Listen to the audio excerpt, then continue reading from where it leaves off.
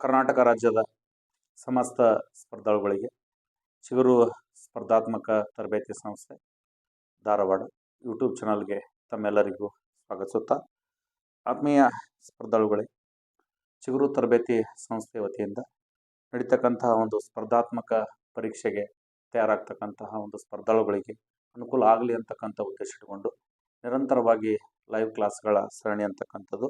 ಈ ಲೈವ್ ಕ್ಲಾಸ್ಗಳ ಸರಣಿಗೆ ತಮ್ಮೆಲ್ಲರಿಗೂ ಸ್ವಾಗತಿಸುತ್ತಾ ಎಲ್ಲರಿಗೂ ನಮಸ್ಕಾರಗಳನ್ನು ತಿಳಿಸ್ತಾ, ನಾನು ಇವತ್ತಿನ ಈ ಅವಧಿಯಲ್ಲಿ ಆಧುನಿಕ ಭಾರತ ಇತಿಹಾಸ ಮತ್ತು ಕರ್ನಾಟಕದ ಇತಿಹಾಸಕ್ಕೆ ಸಂಬಂಧಪಟ್ಟಂತೆ ಹಿಂದೆ ಆಗಿರ್ತಕ್ಕಂಥ ಒಂದು ಸ್ಪರ್ಧಾತ್ಮಕ ಒಂದು ಪರೀಕ್ಷೆಗಳಲ್ಲಿ ಆಗಿರ್ತಕ್ಕಂಥ ಒಂದು ಪ್ರಶ್ನೆ ಪತ್ರಿಕೆಗಳನ್ನು ಒಂದು ಅವಲೋಕನ ಮಾಡ್ತಕ್ಕಂಥ ಒಂದು ವ್ಯವಸ್ಥೆ ಇಟ್ಟುಕೊಂಡು ಇವತ್ತಿನ ಈ ಅವಧಿಯನ್ನು ಪ್ರಾರಂಭಿಸೋಣ ಅಂತಕ್ಕಂಥದ್ದು. ನಾನು ತೆಗೆದುಕೊಂಡು ಬಂದಿರತಕ್ಕಂಥ ಪ್ರಶ್ನೆಗಳು ಮುಂದೆ ಬರ್ತಕ್ಕಂಥ ಒಂದು ಸ್ಪರ್ಧಾತ್ಮಕ ಪರೀಕ್ಷೆಗೆ ಅನುಕೂಲ ಆಗ್ತಕ್ಕಂಥ ಒಂದು ಪ್ರಶ್ನೆ ಪತ್ರಿಕೆಗಳು, ಹಿಂದೆ ಆಗಿರ್ತಕ್ಕಂಥ ಒಂದು ಸ್ಪರ್ಧಾತ್ಮಕ ಪರೀಕ್ಷೆ ಇಟ್ಟುಕೊಂಡು ನಾನು ಇವತ್ತಿನ ಈ ಒಂದು ಲೈವ್ ಕ್ಲಾಸನ್ನು ನಿಮ್ಮ ಜೊತೆ ಹಂಚ್ಕೋತಾ ಇದ್ದೀನಿ. ಎಲ್ಲರಿಗೂ ನಮಸ್ತೆ ನಮಸ್ತೆ ನಮಸ್ತೆ, ಎಲ್ಲರಿಗೂ ನಮಸ್ತೆ, ಅವರಿವರೇನಲ್ಲದ ಎಲ್ಲರಿಗೂ ನಮಸ್ಕಾರಗಳನ್ನು ತಿಳಿಸ್ತಾ ನನ್ನ ಒಂದು ವಿಷಯವನ್ನು ಪ್ರಾರಂಭಿಸ್ತಾ ಇದ್ದೀನಿ. ನಮ್ಮ ಒಂದು ಸಂಸ್ಥೆ ಚಿಗುರು ಸ್ಪರ್ಧಾತ್ಮಕ ತರಬೇತಿ ಸಂಸ್ಥೆ ಅಂತಕ್ಕಂಥದ್ದು ಯಶಸ್ವಿನ ಹಾದಿದತ್ತ ಅಂತಕ್ಕಂಥ ಒಂದು ಶೋಗಳನ್ನ ಇಟ್ಟುಕೊಂಡು ಇವತ್ತಿನ ಈ ಒಂದು ಅವಧಿಯನ್ನು ಪ್ರಾರಂಭಿಸೋಣ. ಆತ್ಮೀಯ ಸ್ಪರ್ಧಾಳುಗಳೇ, ಮೊದಲ ಪ್ರಶ್ನೆ ಅಂತಕ್ಕಂಥದ್ದು ಈ ರೀತಿಯಾಗಿದೆ. ಮೊದಲ ಪ್ರಶ್ನೆ ಈ ರೀತಿಯಾಗಿದೆ. ಇದು ವಿಶೇಷವಾಗಿ ಆಧುನಿಕ ಭಾರತ ಇತಿಹಾಸಕ್ಕೆ ಸಂಬಂಧಪಟ್ಟಂತೆ ಇರತಕ್ಕಂಥದ್ದು. ಯಾವ ಸಂದರ್ಭದ ಮೇರೆಗೆ ಪೋರ್ಚುಗೀಸರು ಬಾಂಬೆಯನ್ನು ಬ್ರಿಟಿಷರಿಗೆ ನೀಡಿದರು ಅಂತಕ್ಕಂಥ ಒಂದು ವ್ಯವಸ್ಥೆ. ಇದಕ್ಕೆ ಸಂಬಂಧಪಟ್ಟಂತೆ ತಾವು ಕಮೆಂಟ್ಗಳನ್ನು ನೀಡಬೇಕು. ಸರಿಯಾದ ಉತ್ತರ ಯಾವುದು ಅಂತಕ್ಕಂಥದ್ದನ್ನು ತಾವು ಗುರುತಿಸ್ರಿ ಅಂತಕ್ಕಂಥದ್ದು. ಮೊದಲ ಆಯ್ಕೆ ಬ್ರಿಟನ್ನ ದೊರೆ ಎರಡನೇ ಚಾರ್ಲ್ಸನು ಪೋರ್ಚುಗಲ್ ರಾಜಕುಮಾರಿ ಕ್ಯಾಥರಿನ್ ವಿವಾಹವಾದ ನೆನಪಿಗ ವರದಕ್ಷಿಣೆಗಾಗಿ. ಎರಡನೇ ಆಯ್ಕೆ ಎಕ್ಸ್ಲಾ ಚಾಪೆಲ್ ಒಪ್ಪಂದದ ಮೇರೆಗೆ ಅಂತಕ್ಕಂಥದ್ದು. ನಂತರ ಮೂರನೇ ಆಯ್ಕೆ ಸಾಲ್ವಿ ಕದನದಲ್ಲಿ ಬ್ರಿಟಿಷರಿಂದ ಪೋರ್ಚುಗೀಸರು ಸೋತಿದ್ದಕ್ಕಾಗಿ. ನಾಲ್ಕನೇ ಆಯ್ಕೆ ಸ್ಪೇನ್ನಿಂದ ಪೋರ್ಚುಗಲ್ ಸ್ವತಂತ್ರವಾದ ನೆನಪಿಗೋಸ್ಕರ. ಸರಿಯಾದ ಉತ್ತರವನ್ನು ತಾವು ಗುರುತಿಸಬೇಕು. ವ್ಯವಸ್ಥಿತವಾಗಿ ಎ ಅಂತ ಹೇಳಿ ಗುರುತಿಸ್ತಾ ಇದ್ದೀರಾ. ವ್ಯವಸ್ಥಿತ ಉತ್ತರವನ್ನು ತಾವು ಗುರುತಿಸ್ತಾ ಇದ್ದೀರಿ. ಯಾವ ಸಂದರ್ಭದ ಮೇರೆಗೆ ಪೋರ್ಚುಗೀಸರು ಬಾಂಬೆಯನ್ನು ಬ್ರಿಟಿಷರಿಗೆ ನೀಡಿದರು ಅಂತಕ್ಕಂಥದ್ದು. ಇದು ಮೊದಲ ಪ್ರಶ್ನೆ ಅಂತಕ್ಕಂಥದ್ದು. ಬ್ರಿಟನ್ ದೊರೆ ಎರಡನೇ ಚಾರ್ಲ್ಸನು ಪೋರ್ಚುಗಲ್ನ ರಾಜಕುಮಾರಿ ಕ್ಯಾಥರಿನ್ ವಿವಾಹವಾದ ನೆನಪಿನ ಒಂದು ವರದಕ್ಷಿಣೆಗಾಗಿ. ಎರಡನೇ ಆಯ್ಕೆ ಎಕ್ಸ್ಲಾ ಚಾಪೆಲ್ ಒಪ್ಪಂದದ ಮೇರೆಗೆ ಸಾಲ್ವಿ ಕದನದಲ್ಲಿ ಬ್ರಿಟಿಷರಿಂದ ಸೋತಿದ್ದಕ್ಕಾಗಿ. ಸ್ಪೇನ್ ಪೋರ್ಚುಗಲ್ ಸ್ವತಂತ್ರವಾದ ನೆನಪಿಗೋಸ್ಕರ. ಎಲ್ಲರೂ ವ್ಯವಸ್ಥಿತವಾಗಿರ್ತಕ್ಕಂಥ ಉತ್ತರವನ್ನು ತಾವು ಗುರುತಿಸ್ತಾ ಇದ್ದೀರಾ. ಎ ಅಂತ ಹೇಳಿ ಗುರುತಿಸ್ತಾ ಇದ್ದೀರಾ. ಸರಿಯಾದ ಉತ್ತರ ಎ ಅಂತಕ್ಕಂಥದ್ದು. ಸರಿಯಾದ ಉತ್ತರ ಎ ಅಂತಕ್ಕಂಥದ್ದು ಸರಿಯಾದ ಉತ್ತರ. ತಾವು ಗುರುತಿಸಿದ್ದು 100% ಸತ್ಯ ಅಂತಕ್ಕಂಥದ್ದು.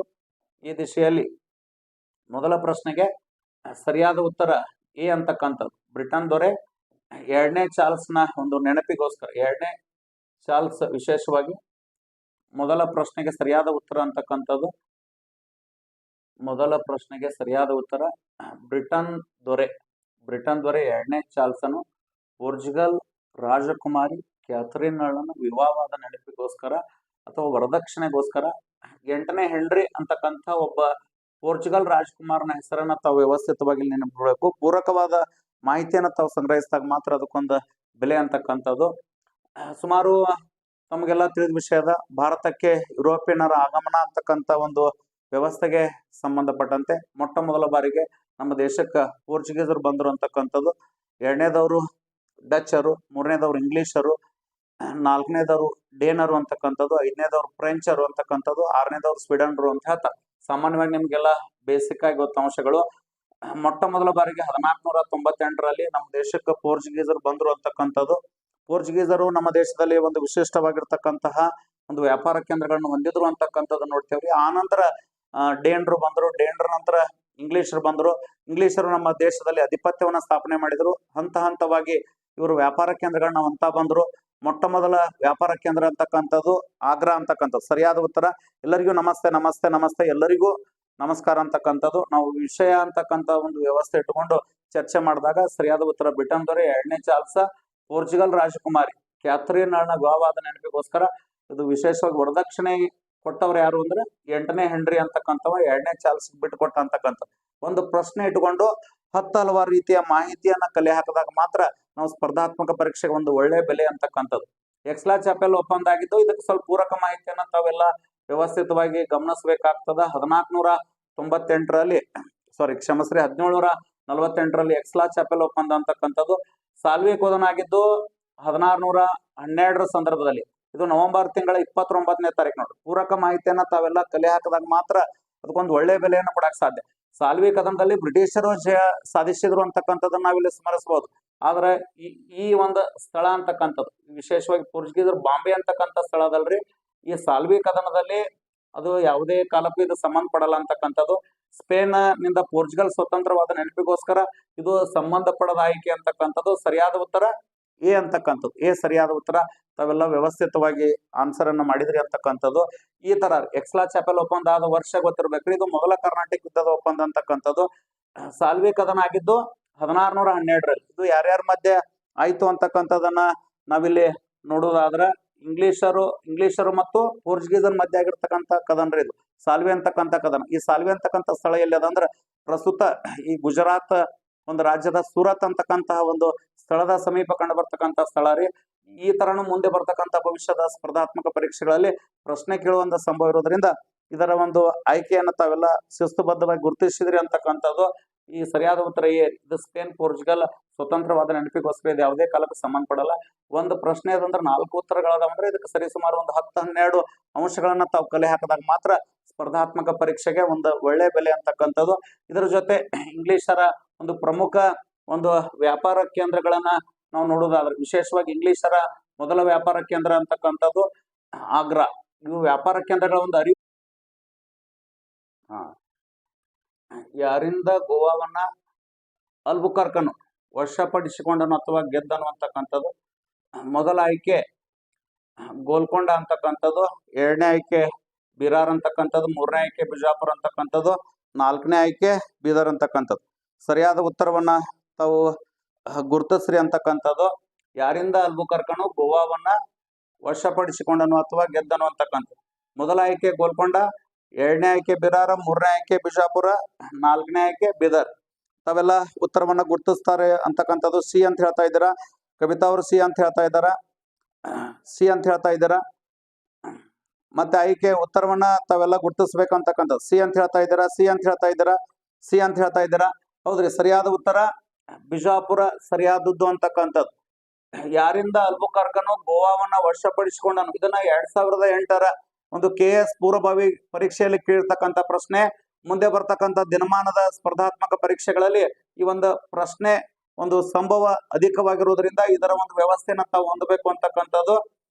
ಅಲ್ಬುಕರ್ಕ ವಿಶೇಷವಾಗಿ ಈತನು ಪೋರ್ಚುಗೀಸರಲ್ಲೇ ಅತಿ ಬಲಿಷ್ಠ ಒಂದು ವೈಸರಾಯ ಅಂತಕ್ಕಂಥದನ್ನ ನಾವಿಲ್ಲಿ ಸ್ಮರಿಸಬಹುದು.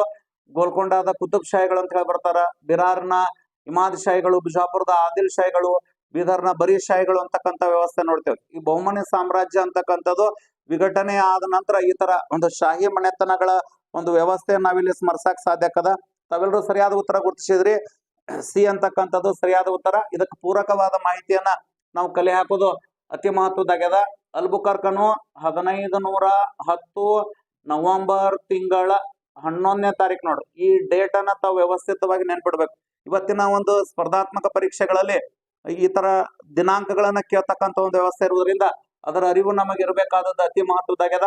1510ರಲ್ಲಿ ಅಲ್ಬುಕರ್ಕನು ಗೋವಾವನ್ನ ಬಿಜಾಪುರದ ಆದಿಲ್ ಶಾಹಿ ಆಗಿರ್ತಕ್ಕಂಥ ಸ್ಪಷ್ಟವಾಗಿರ್ತಕ್ಕಂಥ ಹೆಸರು ಗೊತ್ತಿರ್ಬೇಕು ನಿಮಗ. ಯೂಸುಫ್ ಆದಿಲ್ ಶಾಹಿ ಅಂತಕ್ಕಂಥವ್ರ ಹೆಸರು ತಮಗೆ ಸ್ಪಷ್ಟವಾಗಿ ಗೊತ್ತಿರ್ಬೇಕು.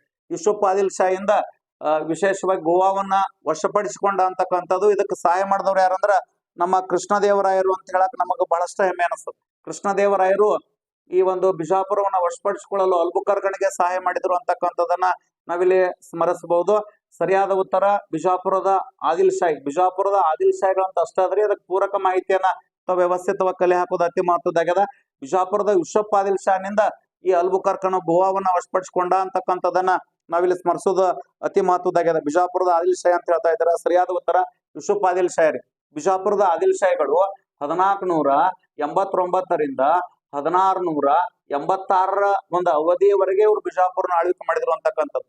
ಯೂಸುಫ್ ಆದಿಲ್ ಶಾಹಿ ಆಗಿರ್ಬೋದು, ಇಸ್ಮಾಯಿಲ್ ಆದಿಲ್ ಶಾ ಆಗಿರ್ಬೋದು, 1ನೇ ಇಬ್ರಾಹಿಂ ಆದಿಲ್ ಶಾ ಆಗಿರ್ಬೋದು, 1ನೇ ಅಲಿ ಆದಿಲ್ ಶಾ ಆಗಿರ್ಬೋದು, 2ನೇ ಇಬ್ರಾಹಿಂ ಆದಿಲ್ ಶಾ ಆಗಿರ್ಬೋದು, ಈ ತರ ಮೊಹಮ್ಮದ್ ಆದಿಲ್ ಶಾ ಆಗಿರ್ಬೋದು, 2ನೇ ಅಲಿ ಆದಿಲ್ ಶಾ ಆಗಿರ್ಬೋದು, ಸಿಕಂದರ್ ಆದಿಲ್ ಶಾ ಆಗಿರ್ಬೋದು, ಇವುಗಳ ಒಂದು ಅವಧಿಯಲ್ಲಿ ಆಗಿರ್ತಕ್ಕಂಥ ಒಂದು ಘಟನಾವಳಿಗಳ ಅರಿವಿದ್ದಾಗ ಮಾತ್ರ ಇದಕ್ಕೊಂದು ಬೆಲೆ ಸಿಗಾಕ ಸಾಧ್ಯ ಅಂತಕ್ಕಂಥದ್ದು. ತಾವೆಲ್ಲ ಸರಿಯಾದ ಉತ್ತರವನ್ನ ಗುರ್ತಿಸಿದ್ರಿ ಅಂತಕ್ಕಂಥದ್ದನ್ನ ನಾವಿಲ್ಲಿ ಸ್ಮರಿಸಬಹುದು. ಸರಿಯಾದ ಉತ್ತರ ಬಿಜಾಪುರದ ಆದಿಲ್ ಶಾಹಿಗಳು ಅಂತಕ್ಕಂಥದ್ದನ್ನ ನಾವಿಲ್ಲಿ ಸ್ಮರಿಸ್ಬೇಕ್ರಿ.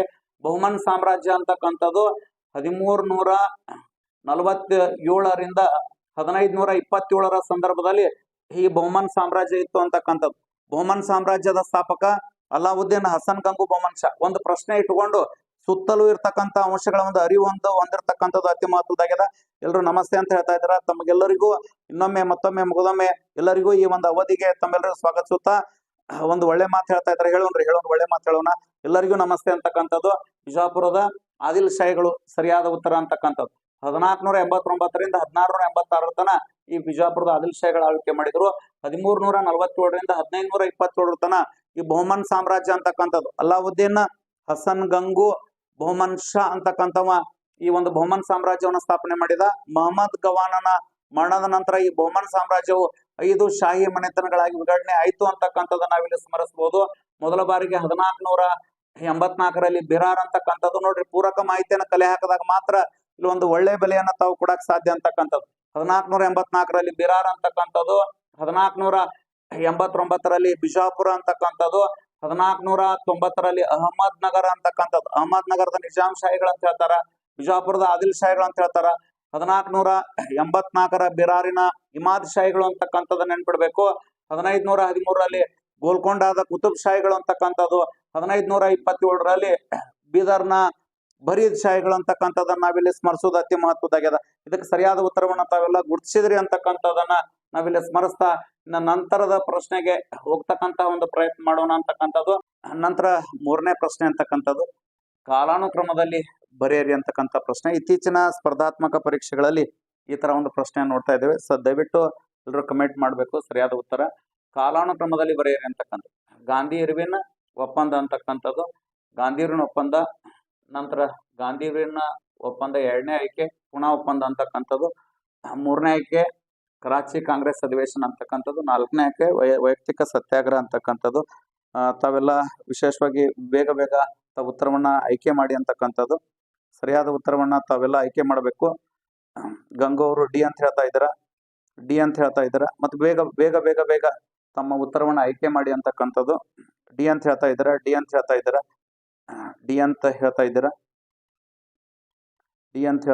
ಇನ್ನು ಬೇಗ ತಾವು ಉತ್ತರವನ್ನ ಆಯ್ಕೆ ಮಾಡಿ ಅಂತಕ್ಕಂಥ ಸರಿಯಾದ ಉತ್ತರ ಯಾವುದು ಅಂತಕ್ಕಂಥದ್ದು ನೋಡೋಣ. ಈ ತರ ಪ್ರಶ್ನೆಗಳು ಬಂದ ಸಂದರ್ಭದಲ್ಲಿ ಯಾವ್ಯಾವ ಚಾರಿತ್ರಿಕ ಒಂದು ವ್ಯವಸ್ಥೆ ಇಟ್ಕೊಂಡು ಈ ಘಟನಾವಳಿಗಳಾಗ್ಯಾವ ಅಂತಕ್ಕಂಥ ಒಂದು ಅರಿವು ನಮಗೆ ಇರಬೇಕಾದದ್ದು ಅತಿ ಮಹತ್ವದಾಗ್ಯದ.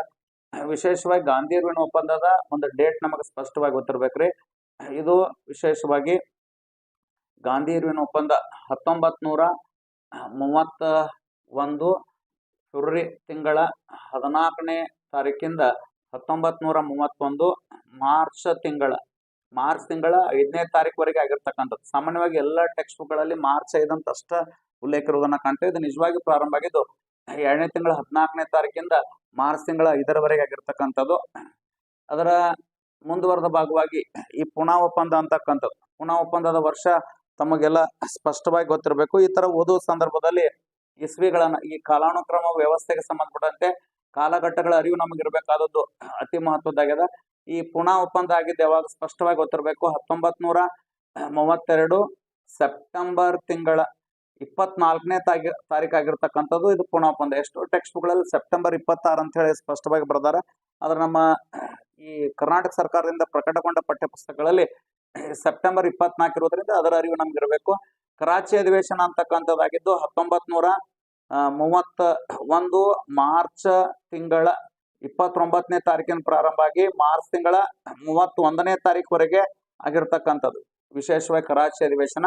ವೈಯಕ್ತಿಕ ಸತ್ಯಾಗ್ರಹ ಆಗಿರ್ತಕ್ಕಂಥದ್ದು 1940 ಅಕ್ಟೋಬರ್ ತಿಂಗಳ 17ನೇ ತಾರೀಕು ಆಗಿರ್ತಕ್ಕಂಥದ್ದು ಈ ಕರಾಚಿ ಅಧಿವೇಶನ ಅಂತಕ್ಕಂಥದ್ದನ್ನ ನಾವಿಲ್ಲಿ ಸ್ಮರಿಸಬೇಕು. ಎಲ್ಲ ಕಾಲಾನುಕ್ರಮ ನೋಡಿದಾಗ ಸರಿಯಾದ ಉತ್ತರ ಮೊದಲು ಬರೋದು ಗಾಂಧಿ ಇರ್ವಿನ್ ಒಪ್ಪಂದ ನಂಬರ್ 1 ಬರ್ತದ. ನಂತರ ಬರ್ತಕ್ಕಂಥದ್ದು ವಿಶೇಷವಾಗಿ 3 ಕರಾಚಿ ಅಧಿವೇಶನ, ಆನಂತರ ರೀ 2 ಅಂತಕ್ಕಂಥದ್ದು ಪೂನಾ ಒಪ್ಪಂದ, ಆನಂತರ ಬರ್ತಕ್ಕಂಥದ್ದು ವೈಯಕ್ತಿಕ ಸತ್ಯಾಗ್ರಹ. ತಾವೇನು ಆಯ್ಕೆ ಗುರುತಿಸಿದ್ರಲ್ರಿ, ಬಹಳಷ್ಟು ಸರಿಯಾದ ಉತ್ತರವನ್ನ ತಾವೆಲ್ಲ ಗುರುಸಿರಿ ಅಂತಕ್ಕಂಥದ್ದು ಸರಿಯಾದ ಉತ್ತರ ಡಿ ಅಂತಕ್ಕಂಥದ್ದು. ಸರಿಯಾದ ಉತ್ತರ ಡಿ. ಈ ತರ ಓದೋ ಸಂದರ್ಭದಲ್ಲಿ ಈ ಕಾಲಾನುಕ್ರಮ ವ್ಯವಸ್ಥೆಗೆ ಸಂಬಂಧಪಟ್ಟಂತೆ ಈ ತರ ಒಂದು ಕಾಲಘಟ್ಟಗಳ ಅರಿವು ನಮಗಿದ್ದಾಗ ಮಾತ್ರ ಸಾಧ್ಯ ಆಗದ.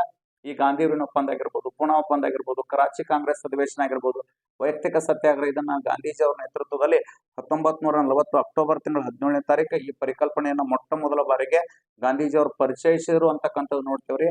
ಮೊಟ್ಟ ಮೊದಲ ವೈಯಕ್ತಿಕ ಸತ್ಯಾಗ್ರಹಿ ವಿನೋಬಾ ಭಾವೆ ಅಂತಕ್ಕಂಥದ್ದು, 2ನೇ ವೈಯಕ್ತಿಕ ಸತ್ಯಾಗ್ರಹಿ ಜವಾಹರ್ಲಾಲ್ ನೆಹರು ಅಂತಕ್ಕಂಥವ್ರು, 3ನೇ ವೈಯಕ್ತಿಕ ಸತ್ಯಾಗ್ರಹಿ ಬ್ರಹ್ಮಗುಪ್ತ ಅಂತಕ್ಕಂಥವ್ರನ್ನ ನೋಡ್ತಾ ಹೋಗ್ತೇವ್ರಿ. ಓದುವ ಸಂದರ್ಭದಲ್ಲಿ ಈ ತರ ಪೂರಕ ಮಾಹಿತಿಗಳನ್ನ ಕಲೆ ಹಾಕಿದಾಗ ಮಾತ್ರ ಅದಕ್ಕೊಂದು ಬೆಲೆ ಅಂತಕ್ಕಂಥದ್ದು ಸಿಗಕ್ಕೆ ಸಾಧ್ಯ. ತಾವೆಲ್ಲ ಸರಿಯಾದ ಉತ್ತರವನ್ನ ಗುರುತಿಸಿದ್ರಿ. ವಿನೋಬಾ ಭಾವೆ ಸರಿಯಾದ ಒಂದು ವ್ಯವಸ್ಥೆ ಇಟ್ಟುಕೊಂಡು ಇಲ್ಲಿ ಓದಿದಾಗ ಮಾತ್ರ ಸಾಧ್ಯ. ಸರಿಯಾದ ಆಯ್ಕೆ ಡಿ ಅಂತಕ್ಕಂಥದ್ದು ಸರಿಯಾದ ಆಯ್ಕೆ. ನಂತರದ ಪ್ರಶ್ನೆಗೆ ನಾವು ಹೋಗೋಣ ಅಂತಕ್ಕಂಥದ್ದು. ನಮ್ಮ ಒಂದು ವಿಷಯ ವಸ್ತುವಿನ ನಂತರದ ಪ್ರಶ್ನೆ 4ನೇ ಪ್ರಶ್ನೆ. ಹೊಂದಿಸಿ ಬರೆಯಿರಿ. ತಾವೆಲ್ಲ ಉತ್ತರವನ್ನ ಗುರುತಿಸ್ರಿ ಅಂತಕ್ಕಂಥದ್ದು.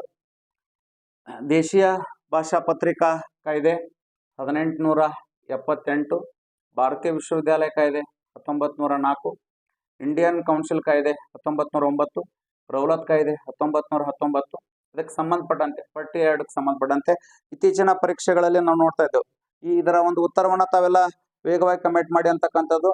4 ಅಂತ ಹೇಳ್ತಾ ಇದ್ದಾರ, 4 ಅಂತ ಎ ಪಿ ಅವರು ಡಿ ಅಂತ ಹೇಳ್ತಾ ಇದ್ದಾರ, ತಾವು ವ್ಯವಸ್ಥಿತವಾಗಿ ತಾವೆಲ್ಲ ಸರಿಯಾಗಿ ಅರ್ಥ ಮಾಡ್ಕೊಂಡು ಉತ್ತರವನ್ನ ಗುರುತಿಸ್ರಿ ಅಂತಕ್ಕಂಥದ್ದು. ಇದು ವಿಶೇಷವಾಗಿ ವೈಸರಾಯರ ಒಂದು ಸಾಧನೆಗಳಿಗೆ ಸಂಬಂಧಪಟ್ಟಂತೆ ಇರ್ತಕ್ಕಂಥ ಪ್ರಶ್ನೆ. ವಿಶೇಷವಾಗಿ ನಮ್ಮ ದೇಶವನ್ನ 20 ಜನ ವೈಸರಾಯರ ಆಳ್ವಿಕೆ ಮಾಡಿದ್ದು ತಮಗೆಲ್ಲ ತಿಳಿದ ವಿಷಯ ಅದ. Lord Canning, Lord first Elgin, Lord Lawrence, Lord Mayo, Lord Northbrook, Lord Lytton ಡಿ ಅಂತ ಹೇಳ್ತಾ ಇದ್ದಾರ. Lord Lytton. ಶಿವ ಅವರು ಡಿ ಅಂತ ಹೇಳ್ತಾ ಇದ್ದಾರ. ಕುಮಾರ್ ಅವರು ಡಿ ಅಂತ ಹೇಳ್ತಾ ಇದ್ದಾರ. ಕುಮಾರ್ ಅವರು ಕುಮಾರ್ ರಾಯಣ್ಣ, ಹೌದು ರಾಯಣ್ಣ, ನಮಸ್ತೆ ರಾಯಣ್ಣ ಅವರು ವಿಶೇಷವಾಗಿ ಡಿ ಅಂತ ಹೇಳ್ತಾ ಇದ್ದಾರ. ಶಿವ ಅವರು ಡಿ ಅಂತ ಹೇಳ್ತಾ ಇದ್ದಾರ. ಅಭಿಷೇಕ್ ಅವರು ಡಿ ಅಂತ ಹೇಳ್ತಾ ಇದ್ದಾರ. ಇದಕ್ಕೆ ಸಂಬಂಧಪಟ್ಟಂತೆ ನಾವು ಪೂರಕ ಮಾಹಿತಿಯನ್ನ ಕಲೆ ಹಾಕೋಣ ಅಂತಕ್ಕಂಥದ್ದು. ಇದರ ಒಂದು ಅರಿವು ಇರ್ಬೇಕ್ರಿ. ದೇಶೀಯ ಭಾಷಾ ಪತ್ರಿಕಾ ಕಾಯ್ದೆಗೆ ಸಂಬಂಧಪಟ್ಟಂತೆ ಯಾರು ಸಂಬಂಧಿಸ್ಯಾರ ಅಂದ್ರೆ ಈ ತರ ರೀ. ಲಾರ್ಡ್ ಲಿಟ್ಟನ್ ಇದಕ್ಕೆ ಸಂಬಂಧಿಸ್ಯಾನ್ರಿ. ಭಾರತೀಯ ವಿಶ್ವವಿದ್ಯಾಲಯ ಕಾಯ್ದೆಗೆ ಸಂಬಂಧಪಟ್ಟಂತೆ ಲಾರ್ಡ್ ಕರ್ಜನ್ ಅವಧಿಲಾಗಿರ್ತಕ್ಕಂಥದ್ದು ಇಂಡಿಯನ್ ಕೌನ್ಸಿಲ್ ಕಾಯ್ದೆ ಅಂತಕ್ಕಂಥದ್ದು. ಲಾರ್ಡ್ ಸೆಕೆಂಡ್ ಮಿಂಟೋನ ಅವಧಿಲಾಗಿರ್ತಕ್ಕಂಥದ್ದು ಮಿಂಟೋ ಅಥವಾ ಸೆಕೆಂಡ್ ಮಿಂಟೋ. ರೌಲತ್ ಕಾಯ್ದೆ ಅಂತಕ್ಕಂಥದ್ದು ಲಾರ್ಡ್ ಚೇಲ್ಸ್ಫರ್ಡ್ ನೋಡಿ. ಲಾರ್ಡ್ ಚೇಲ್ಸ್ಫರ್ಡ್. ಇದಕ್ಕೆ ಸಂಬಂಧಪಟ್ಟಂತೆ A3 ಎಲ್ಲೆಲ್ಲ ನೋಡ್ಬೇಕ್ರಿ. A3, B2, ಅನಂತರ ಸಿಗೆ ಸಂಬಂಧಪಟ್ಟಂತೆ ಇಂಡಿಯನ್ ಕೌನ್ಸಿಲ್ ಕಾಯ್ದೆ C4. ಸರಿಯಾದ ಉತ್ತರ ತಾವೆಲ್ಲ ಗುರುತಿಸಿದ್ರಿ. ಬಹಳಷ್ಟು ಸಂತೋಷದ ವಿಷಯ ಅಂತಕ್ಕಂಥದ್ದು. ಸುಮಾರು ಇದಷ್ಟ ಅಲ್ರಿ, ಸುಮಾರು 20 ಜನರ ವೈಸರಾಯರ ಅವಧಿಯಲ್ಲಿ ಇನ್ನೆಲ್ಲ ಘಟನಾವಳಿಗಳಾಗ್ಯಾವಂತಕ್ಕಂಥ ಒಂದು ಅರಿವು ನಮಗಿದ್ದಾಗ ಮಾತ್ರ ಸಾಧ್ಯ ಅಂತಕ್ಕಂಥದ್ದು. Lord Canning, Lord first Elgin, Lord Lawrence, Lord Mayo, Lord Northbrook, Lord Lytton, Lord Ripon, Lord Dufferin, Lord Lansdowne, Lord second Elgin, Lord Curzon, Lord second Minto, Lord second Hardinge, Lord Chelmsford, Lord Reading, Lord Irwin, Lord Willingdon, Lord Linlithgow, Lord Wavell, Lord Mountbatten. ಈ ತರ ಒಂದು ಅರಿವಿದ್ದಾಗ ಮಾತ್ರ ಸಾಧ್ಯ. ತಾವೆಲ್ಲ ಶಿಸ್ತುಬದ್ಧವಾಗಿ ತಾವು ಉತ್ತರವನ್ನ ಗುರುತಿಸಿರಿ ಅಂತಕ್ಕಂಥದ್ದು. Indian council ಕಾಯ್ದೆ ಜಾರಿಗೆ ಬಂದಿದ್ದು ಸೆಕೆಂಡ್ ಮಿಂಟೋನ ಅವಧಿಯಲ್ಲಿ. ರೌಲತ್ ಕಾಯ್ದೆ ಆದ ಘಟನೆಗೆ ಸಂಬಂಧಪಟ್ಟಂತೆ ಚೇಲ್ಸ್ಫರ್ಡ್ನ ಅವಧಿಯಲ್ಲಾಗಿರ್ತಕ್ಕಂಥ ಘಟನೆ. ರೌಲತ್ ಕಾಯ್ದೆ 1919 ಏಪ್ರಿಲ್ ತಿಂಗಳ 13ನೇ ತಾರೀಕಾಗಿರ್ತಕ್ಕಂಥ ಘಟನೆ. ಇಂಡಿಯನ್ ಕೌನ್ಸಿಲ್ ಕಾಯ್ದೆ ಇದು ಮಾರ್ಚ್ ತಿಂಗಳಲ್ಲಿ ಜಾರಿಗೆ ಬಂತು ಅಂತಕ್ಕಂಥದ್ದು. ಭಾರತೀಯ ವಿಶ್ವವಿದ್ಯಾಲಯ ಕಾಯ್ದೆ ಹಾಗೆ ದೇಶೀಯ ಭಾಷಾ ಪತ್ರಿಕಾ ಕಾಯ್ದೆನ ಜಾರಿಗೆ ತಂದವ ಯಾರಂದ್ರೆ ಲಾರ್ಡ್ ಲಿಟ್ಟನ್. ಈ ತರ ಒಂದು ಅರಿವಿದ್ದಾಗ ಮಾತ್ರ ಸಾಧ್ಯ. ತಾವೆಲ್ಲ ಶಿಸ್ತುಬದ್ಧವಾಗಿ ಸರಿಯಾದ ಉತ್ತರವನ್ನ ಗುರುತಿಸಿರಿ ಅಂತಕ್ಕಂಥದ್ದು ಬಹಳ ಸಂತೋಷದ ವಿಷಯ. ಇನ್ನ ನಂತರದ ಪ್ರಶ್ನೆಗೆ ಹೋಗ್ತಕ್ಕಂತಹ ಸಮಯ ಅಂತಕ್ಕಂಥದ್ದು. ನಂತರದ ಪ್ರಶ್ನೆ ಈ ರೀತಿಯಾಗಿದೆ. ಬಾಂಬೆ ಮತ್ತು ಕರಾಚಿಗಳಲ್ಲಿ ರಾಯಲ್ ನೌಕಾಪಡೆಯ ಸೈನಿಕರು ದಂಗೆ ಎದ್ದರು. ಹೇಳಿಕೆಗಳನ್ನ ಗಮನಿಸಿ ಸರಿಯಾದ ಉತ್ತರವನ್ನ ತಾವು ಎಲ್ಲ ಗುರುತಿಸ್ರಿ. 1 ಮಾತ್ರ ಸರಿಯಾಗಿದೆ, 2 ಮಾತ್ರ ಸರಿಯಾಗಿದೆ, 1 ಮತ್ತು 2 ಸರಿಯಾಗಿದೆ, 1 ಅಲ್ಲ 2 ಅಲ್ಲ, 2 ತಪ್ಪಾಗಿವೆ. 4ನೇ ಆಯ್ಕೆ ತಾವೆಲ್ಲ ಗುರುತಿಸ್ರಿ. ವಿಶೇಷವಾಗಿ ಮಹಿ ಅವರು ಸಿ ಅಂತ ಹೇಳಿ ಗುರುತಿಸ್ತಾ ಇದ್ದೀರಾ, ಎ ಅಂತ ಕೆಲವ್ರು ಗುರುತಿಸ್ತಾ ಇದ್ದೀರಾ, ಸಿ ಅಂತ ಹೇಳಿ ಗುರುತಿಸ್ತಾ ಇದ್ದೀರಾ. 1 ಮತ್ತು 2 ಶಿವ ಅವರು KS ಆಕಾಂಕ್ಷಿ ರೀ. ಶಿವರು 1 ಮತ್ತು 2 ಅಂತ ಹೇಳಿ ಗುರುತಿಸ್ತಾ ಇದ್ದಾರೆ. ಇದರ ಒಂದು ಅರಿವನ್ನ ತಾವು ಹೊಂದಾಕ ಅತಿ ಮಹತ್ವದ್ದಾಗ್ಯದ. ಈಗ ತಾವು 1, 2 ಸರಿ ಅಂತ ಹೇಳ್ತಾ ಇದ್ದೀರಾ, ಸಿ ಎನ್ ಸರಿ ಅಂತ ಹೇಳ್ತಾ ಇದ್ದೀರಾ. ಇದಕ್ಕೆ ಸಂಬಂಧಪಟ್ಟಂತೆ ನಾವು ಚರ್ಚೆ ಮಾಡೋಣ. ಸಿಮ್ಲಾ ಸಮ್ಮೇಳನದ ಒಂದು ವರ್ಷ ನಮಗೆ ಸ್ಪಷ್ಟವಾಗಿ ಗೊತ್ತಿರಬೇಕು. ಸಿಮ್ಲಾ ಸಮ್ಮೇಳನ ಆಗಿದ್ದು 1945 ಜೂನ್ ತಿಂಗಳ 25ನೇ ತಾರೀಕು ಸಿಮ್ಲಾ ಸಮ್ಮೇಳನ ಅಂತಕ್ಕಂಥದ್ದಾಗ್ತದೆ. ಈಗಾಗಲೇ ಇದರ ಸ್ವಲ್ಪ ಹಿನ್ನೆಲೆ ಅರಿವು ನಮಗಿರ್ಬೇಕಾದದ್ದು. 1945 ಜೂನ್ 25ನೇ ತಾರೀಕು Lord Mountbatten viceroy ಆಗಿರ್ಲಿಲ್ರಿ.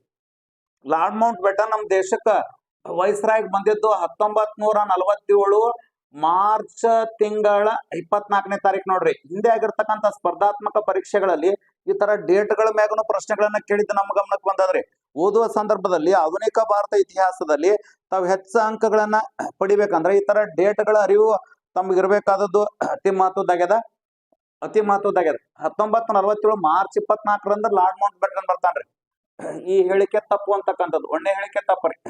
1946 Bombay ಮತ್ತು ಕರಾಚಿಗಳಲ್ಲಿ ರಾಯಲ್ ನೌಕಾಪಡೆ ಒಂದು ಬಂಡಾಯಕ್ಕೆ ಸಂಬಂಧಪಟ್ಟಂತೆ ಸೈನಿಕರ ದಂಗೆ ಹೇಳ್ತಾರೆ. ಇದು ಸರಿ ರೀ. ಸರಿಯಾದ ಉತ್ತರ ಬಿ ಅಂತಕ್ಕಂಥ ಸರಿ ನೋಡ್ರಿ. 2 ಮಾತ್ರ ಯಾರಂತ ಹೇಳಿ ಸರಿ ಟಿಕ್ ಹಾಕಿದ್ದಾರೆ. ಬಿ ಅಂತ ಹೇಳಿ ಯಾವುದೋ ಉತ್ತರವನ್ನು ಗುರುತಿಸಿಲ್ಲ, ಅವರು ಇಲ್ಲಿ ಅಂಕವನ್ನ ಪಡಿಬಹುದು ಅಂತಕ್ಕಂಥದ್ದು. ರಾಯಲ್ ನೌಕಾಪಡೆ ಬಂಡಾಯದ ಮುಖ್ಯ ಉದ್ದೇಶ ಏನು ಅಂತ ಕೇಳಿದಾಗ ಈಗಾಗಲೇ ಸೈನಿಕರು ಕೆಳಮಟ್ಟದ ಒಂದು ವೇತನವನ್ನ ಕೊಡ್ತಾ ಇದ್ರು, ಕೆಟ್ಟ ಪದಗಳನ್ನ ಭಾರತೀಯರು ನಿಂದಿಸ್ತಾ ಇದ್ರು, ಕಳಪೆ ಗುಣಮಟ್ಟದ ಆಹಾರವನ್ನು ಕೊಡ್ತಾ ಇದ್ರು. ಈ ಉದ್ದೇಶದಿಂದ ಸೈನಿಕರು ರಾಯಲ್ ಅಂತಕ್ಕಂಥ ಒಂದು ನೌಕಾಪಡೆ ಒಂದು ಬಂಡಾಯದ ನೇತೃತ್ವವನ್ನು ವಹಿಸಿದ್ರು ಅಂತಕ್ಕಂಥದನ್ನ ಇಲ್ಲಿ ಸರಿಯಾಗಿ ತಾವು ಹೊಂದಬೇಕು. ಸರಿಯಾದ ಉತ್ತರ ಯಾವುದು ಅಂದ್ರೆ 2 ಮಾತ್ರ ಸರಿಯಾದದ್ದು.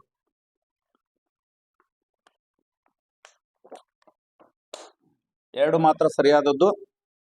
ತಾವು ವ್ಯವಸ್ಥಿತವಾಗಿ ಈ ಒಂದು ಆಯ್ಕೆಯನ್ನ ಗುರುತಿಸ್ರಿ ಅಂತಕ್ಕಂಥದ್ದು. ಇನ್ನು ನಂತರದ ಪ್ರಶ್ನೆಗೆ ನಾವು ಹೋಗೋಣ ಅಂತಕ್ಕಂಥದ್ದು. ನಂತರ ನಮ್ಮ ವಿಷಯ ವಸ್ತುವಿನ ನಂತರದ ಪ್ರಶ್ನೆ ಈ ರೀತಿಯಾಗಿದೆ.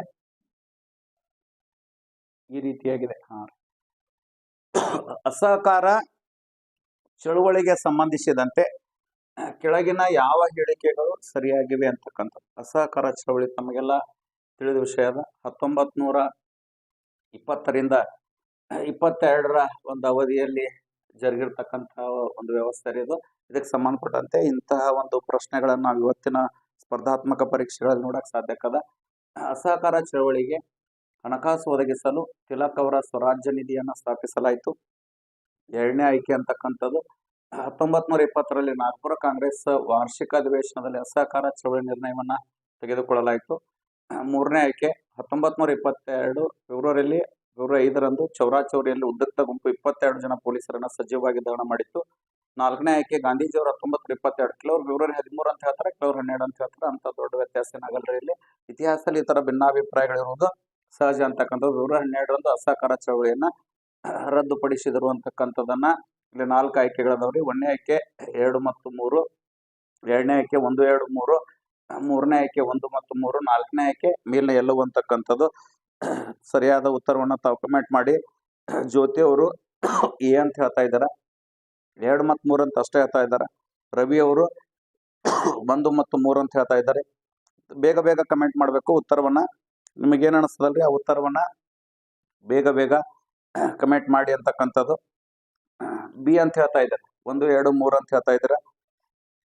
ಕೆಲವರು ಡಿ ಅಂತ ಹೇಳ್ತಾ ಇದ್ದೀರಾ. ಇದಕ್ಕೆ ಸಂಬಂಧಪಟ್ಟಂತೆ ನೋಡ್ರಿ, ನಾವು ಹೇಳಿಕೆಗಳನ್ನ ಇಲ್ಲಿ ಗಮನಿಸಿದಾಗ ಅಸಹಕಾರ ಚಳವಳಿಗೆ ಸಂಬಂಧಪಟ್ಟಂತೆ ಹಣಕಾಸು ಒದಗಿಸಲು ಹೌದ್ರಿ. ಸರಿಯಾದ ಉತ್ತರ 1920ರ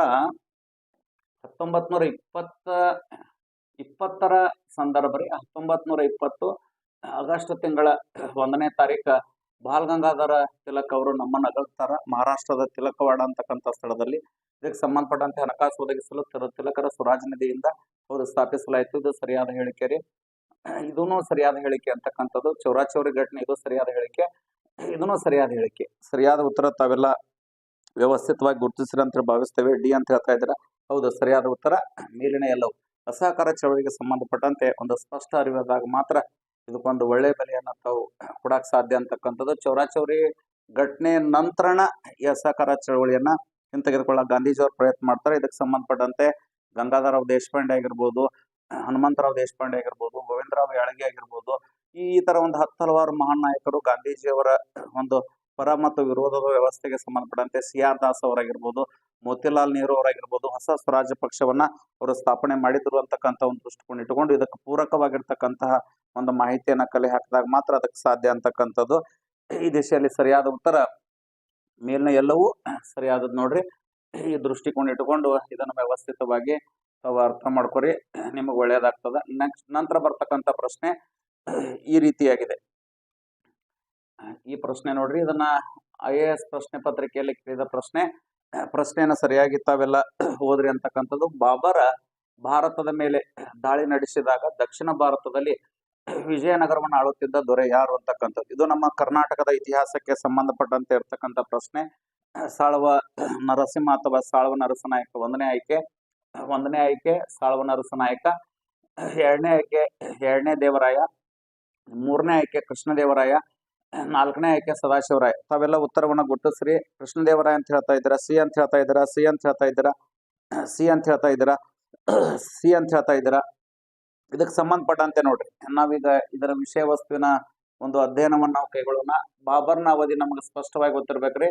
ಬಾಬರನು ಮಧ್ಯಕಾಲೀನ ಭಾರತವನ್ನು ಆಳ್ವಿಕೆ ಮಾಡ್ಕೊಂಡ್ರಿ 1526ರಿಂದ 1530 ಒಂದು ಸಂದರ್ಭದಲ್ಲಿ ಈ ಬಾಬರ್ನ ಆಳ್ವಿಕೆ ಅಂತಕ್ಕಂಥದ್ದು. ಈ ಆಳ್ವಿಕೆಗೆ ಸರಿ ಸಮಾನವಂತಕ್ಕಂಥ ಒಂದು ಕಾಲಘಟ್ಟಗಳನ್ನ ನಾವು ನೋಡ್ಬೇಕ್ರಿ. ಸಾಳ್ವ ನರಸನಾಯಕನ ಅವಧಿ 1503ರಿಂದ 1505 ಅಂತಕ್ಕಂಥದ್ದು. ಈ ತರ ಒಂದು ಅವಧಿಯ ಅರಿವು ಇರಬೇಕಾದದ್ದು ಅತಿ ಮಹತ್ವದಾಗ್ಯದ.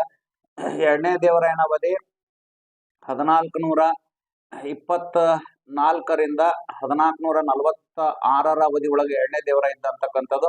ಕೃಷ್ಣದೇವರಾಯ 1509ರಿಂದ 1529 ಅಂತಕ್ಕಂಥದ್ದು. ಹಾಗೆ ಸದಾಶಿವರಾಯನ ಅವಧಿ 1542ರಿಂದ 1570 ಅವಧಿಯಲ್ಲಿ ಸದಾಶಿವರಾಯ ಇದ್ದ ಅಂತಕ್ಕಂಥದ್ದು. ಇದಕ್ಕೆ ಸಂಬಂಧಪಟ್ಟಂತೆ ಕಾಲಘಟ್ಟಗಳನ್ನ ನೋಡಿದಾಗ ಈ 4 ಆಪ್ಷನ್ಸ್ ಕಾಲಘಟ್ಟಗಳ ನಿಮಗೆ ಗೊತ್ತಿರಬೇಕು. ಒಟ್ಟಾರೆ ವಿಜಯನಗರ ಸಾಮ್ರಾಜ್ಯದ 28 ಜನ ಅರಸರ ಕಾಲಘಟ್ಟಗಳ ಅರಿವಿದ್ದಾಗ ಮಾತ್ರ ಇಂಥ ಪ್ರಶ್ನೆಗೆ ಸರಿಯಾದ ಉತ್ತರವನ್ನ ತಾವು ಹೊಂದಕ್ ಸಾಧ್ಯ ಅಂತಕ್ಕಂಥದ್ದು. ಎಲ್ಲರೂ ಸಿ ಅಂತ ಹೇಳ್ತಾ ಇದ್ದೀರಾ. ಕೃಷ್ಣದೇವರಾಯ ಸರಿಯಾದದ್ದು ನೋಡ್ರಿ. ಬಾಬರ್ನ ಸಮಕಾಲೀನ ವಿಜಯನಗರ ಸಾಮ್ರಾಜ್ಯದ ಅರಸ ಯಾರು ಅಂದ್ರೆ ಕೃಷ್ಣದೇವರಾಯ. ವಿಜಯನಗರ ಸಾಮ್ರಾಜ್ಯ ನಮ್ಮ ಮಧ್ಯಕಾಲೀನ ಭಾರತವನ್ನು ಆಳ್ವಿಕೆ ಮಾಡಿದ ಒಂದು ಶ್ರೇಷ್ಠ ಸಾಮ್ರಾಜ್ಯ ಅಂತ ಹೇಳಕ ನಮಗೆ ಹೆಮ್ಮೆ ಅನಿಸ್ತದ್ರಿ. ಸಂಗಮ ವಂಶ, ಸಾಳ್ವ ವಂಶ, ತುಳು ವಂಶ, ಅರವೀಡು ವಂಶ ಅಂತಕ್ಕಂತಹ 4 ಮನೆತನ ನೋಡ್ರಿ. ಒಂದು ಪ್ರಶ್ನೆಗೆ ಸಂಬಂಧಪಟ್ಟಂತೆ ಪೂರಕ ಮಾಹಿತಿಯನ್ನ ಕಲೆ ಹಾಕಿದಾಗ ಮಾತ್ರ ಇಲ್ಲಿ ನಾವು ಅನ್ಕೊಂಡಿದ್ದಾನ ಸಾಧಿಸಕ್ ಸಾಧ್ಯ. ಕೇವಲ ಒಂದು ಪ್ರಶ್ನೆ ಅದ, ಅದಕ್ಕೆ 4 ಆಪ್ಷನ್ಸ್ ಅನ್ನ ನಾವು ಓದ್ಕೊಂಡೇವಂದ್ರ ಅಥವಾ ಸರಿಯಾದ ಉತ್ತರವನ್ನ ಓದ್ಕೊಂಡ್ರೆ ಇದಕ್ಕೆ ನಾವು ಬೆಲೆ ಕೊಡಕ್ ಸಾಧ್ಯ ಆಗಲ್ಲ. ಇದಕ್ಕೆ ಪೂರಕವಾಗಿರ್ತಕ್ಕಂಥ ಹಿನ್ನೆಲೆ ಇರ್ತಕ್ಕಂಥ ಅಂಶಗಳನ್ನು ಓದಿದಾಗ ಮಾತ್ರ ಸಾಧ್ಯ ಅಂತಕ್ಕಂಥದ್ದು. ವಿಶೇಷವಾಗಿ ಬಾಬರ್ನ ಅವಧಿ ತಾವೆಲ್ಲ ಟೈಪ್ ಮಾಡ್ತಾ ಇದ್ರ ಬಹಳ ಖುಷಿ ಅನಿಸ್ತದ್ರಿ. ವ್ಯವಸ್ಥಿತವಾಗಿ ಈ ತರ ಒಂದು ಅರಿವಿದ್ದಾಗ ಮಾತ್ರ ಸಾಧ್ಯ. 1ನೇ ಹರಿಹರ, 1ನೇ ಬುಕ್ಕರಾಯ, 2ನೇ ಹರಿಹರ, 1ನೇ ರೂಪಾಕ್ಷರಾಯ, 2ನೇ ದೇವರಾಯ, 2ನೇ ಬುಕ್ಕರಾಯ, 1ನೇ ದೇವರಾಯ, ರಾಮದೇವರಾಯ, ವೀರವಿಜಯ ಬುಕ್ಕರಾಯ, 2ನೇ ದೇವರಾಯ ಅಥವಾ ಪ್ರೌಢ ದೇವರಾಯ, ಮಲ್ಲಿಕಾರ್ಜುನ, 2ನೇ ವಿರೂಪಾಕ್ಷರಾಯ, ಹಾಗೆ ಪ್ರೌಢರಾಯ. ಈ ತರ ಎಲ್ಲ ಅರಸರ ಒಂದು ಕಾಲಾನುಕ್ರಮ, ಅವರ ಕಾಲಘಟ್ಟಗಳು, ಅವ್ರು ಯಾವ ಅವಧಿಯಲ್ಲಿ ಬಂದ್ರು ಅಂತಕ್ಕಂಥದ್ದು. ಇತ್ತೀಚಿನ ಪರೀಕ್ಷೆಗಳು ನೋಡ್ತಾ ಇದ್ರಿ, ಒಂದು ವಿಲೇಜ್ ಅಡ್ಮಿನಿಸ್ಟ್ರೇಟಿವ್ ಆಫೀಸರ್ ಎಕ್ಸಾಮ್ದೊಳಗ ಒಂದು ಅರಸರ, ವಿಜಯನಗರ ಸಾಮ್ರಾಜ್ಯದ ಅರಸರ ಹೆಸರ ಮ್ಯಾಗ ಯಾವ ಮನೆತನಕ್ಕೆ ಸಂಬಂಧಪಟ್ಟವ, ಯಾವ್ದ ಮನೆತನಕ್ಕೆ ಸಂಬಂಧಪಟ್ಟಿಲ್ಲ ಅಂತ ಹೇಳಿ ಪ್ರಶ್ನೆ ಕೇಳಿದ್ರು. ಸಂಗಮ ಮನೆತನದ ಅರಸ ಯಾರಲ್ಲ ಅಂತ ಕೇಳಿದ್ರು ನೋಡ್ರಿ. ಈ ಎಲ್ಲ ವ್ಯವಸ್ಥೆ ಇಟ್ಕೊಂಡು ಈ ತರ ಅರಿವು ಆದಾಗ ಮಾತ್ರ ಇದಕ್ಕೊಂದು ಬೆಲೆ ಸಿಗಾಕ್ ಸಾಧ್ಯ ಅಂತಕ್ಕಂಥದ್ದು. ತಾವೆಲ್ಲ ಶಿಸ್ತುಬದ್ಧವಾಗಿ ಸಿ ಅಂತ ಹೇಳಿದ್ರಿ. ಹಾಗೆ ಇವರ ಕಾಲಘಟ್ಟಗಳ ಒಂದು ಅರಿವು ನಮಗೆ ಇರಬೇಕಾದದ್ದು ಅತಿ ಮಹತ್ವದಾಗಿದೆ. 4 ಮನೆತನಗಳ ಆಳ್ವಿಕೆ ಮಾಡ್ಯಾವ್ರಿ. ಆ ಮನೆತನದ ಅರಸರ ಹೆಸರು, ಅವಾಗೆ ಕಾಲಘಟ್ಟ, ಈ ತರ ಒಂದು ವ್ಯವಸ್ಥಿತ ಜ್ಞಾನ ಇದ್ದಾಗ ಮಾತ್ರ ಇಂತಹ ಒಂದು ಪ್ರಶ್ನೆಗಳಿಗೆ ಸಮರ್ಪಕವಾಗಿರ್ತಕ್ಕಂಥ ಉತ್ತರವನ್ನ ತಾವು ಕಂಡುಕೊಳ್ಳಲು ಸಾಧ್ಯ ಅಂತಕ್ಕಂಥದನ್ನ ನಾವಿಲ್ಲಿ ತಿಳ್ಕೊಳಕ್ ಸಾಧ್ಯ ಆಗ್ತದ. ವಿಶೇಷವಾಗಿ ತಾವು ಶಿಸ್ತುಬದ್ಧವಾಗಿರ್ತಕ್ಕಂಥ ಒಂದು ದೃಷ್ಟಿಕೋನದ ಮ್ಯಾಗ ಈ ಉತ್ತರವನ್ನ ಕಂಡು ಹಿಡಿದ್ರಿ ಅಂತಕ್ಕಂಥದ್ದು ಖುಷಿ ವಿಚಾರ. ಇನ್ನು ನಂತರದ ಪ್ರಶ್ನೆಗೆ ನಾವು ಹೋಗೋಣ ಅಂತಕ್ಕಂಥದ್ದು. ನಂತರ ಬರ್ತಕ್ಕಂಥ ಒಂದು ಪ್ರಶ್ನೆ ಈ ರೀತಿಯಾಗಿದೆ. ಪ್ರತಿಪಾದನೆ ಮತ್ತು ಕಾರಣ ನೋಡ್ರಿ. ಇವತ್ತಿನ ಇಂಥ ಒಂದು ಪ್ರಶ್ನೆಗಳನ್ನು ಬಿಡಿಸ್ತಾ ಹೋಗ್ಬೇಕ್ರಿ. ಅಂದಾಗ ಮಾತ್ರ ಇವತ್ತಿನ ಸ್ಪರ್ಧಾತ್ಮಕ ಪರೀಕ್ಷೆ ಒಂದು ಒಳ್ಳೆ ಬೆಲೆ ಕೊಡಕ್ ಸಾಧ್ಯ. ಇಂಥವು ನೋಡ್ರಿ, ಕಾರಣ, ಪ್ರತಿಪಾದನೆ, ಕಾರಣ. ಹಿಂದಾಗಿರ್ತಕ್ಕಂಥ ಒಂದು IAS, KS ಸ್ಪರ್ಧಾತ್ಮಕ ಪರೀಕ್ಷೆಗಳಲ್ಲಿ ಇಂಥ ಒಂದು ಪ್ರಶ್ನೆ ನಾವು ತೆಗೆದುಕೊಂಡು ನಿಮ್ಮ ಜೊತೆ ನಾವು ಚರ್ಚೆ ಮಾಡ್ತಾ ಇದ್ದೇವೆ. ಇಂಥ ಪ್ರಶ್ನೆಗಳಿಗೆ ನೀವು ಉತ್ತರವನ್ನು ಕಂಡುಕೊಳ್ಳಲು ಸಮರ್ಥರಾಗಬೇಕು.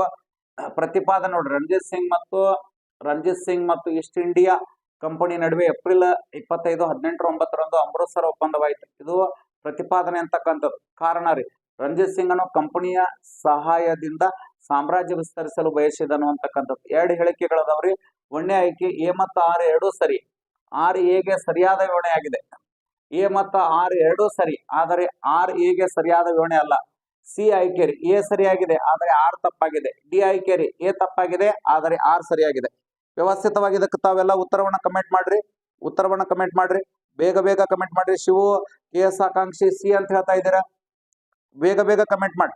ಆ ನಂತರ ವಿಷಯ ವಸ್ತುವನ್ನ ಚರ್ಚೆ ಮಾಡ್ತಾ ಹೋಗೋಣ. ವಿನಯ್ ಅವರು ಎ ಅಂತ ಹೇಳ್ತಾ ಇದ್ದಾರ, ಗೋಲ್ಡನ್ ಸ್ಟಾರ್ ಸಿ ಅಂತ ಹೇಳ್ತಾ ಇದ್ದಾರ. ವಿಶೇಷವಾಗಿ ತಾವು ಬೇಗ ಬೇಗ ಕಮೆಂಟ್ ಗಳನ್ನ ಮಾಡ್ಬೇಕ್ರಿ. ಇದಕ್ಕೆ ಸಂಬಂಧಪಟ್ಟಂತೆ ಇದರ ಅರಿವಿದ್ದಾಗ ಮಾತ್ರ ಇಂತಹ ಒಂದು ಪ್ರಶ್ನೆಗೆ ನಾವು ಉತ್ತರವನ್ನು ಕಂಡುಕೊಳ್ಳಕ್ ಸಾಧ್ಯ ಆಗ ನೋಡಿ.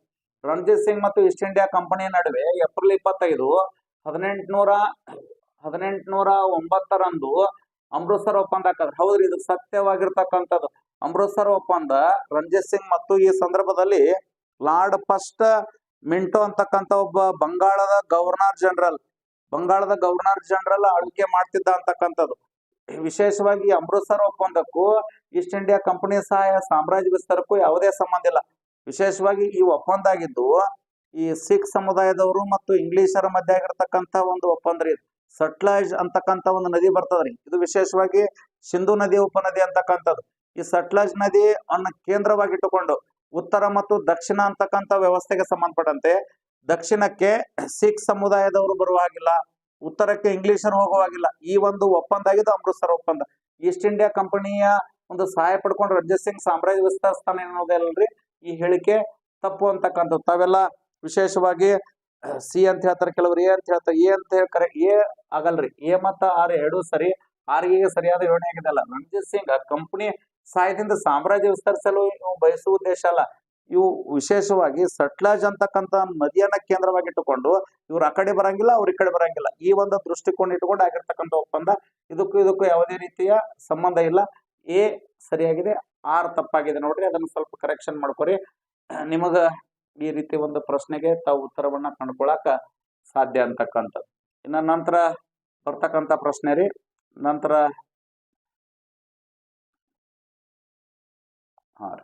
9ನೇ ಪ್ರಶ್ನೆ ನೋಡ್ರಿ.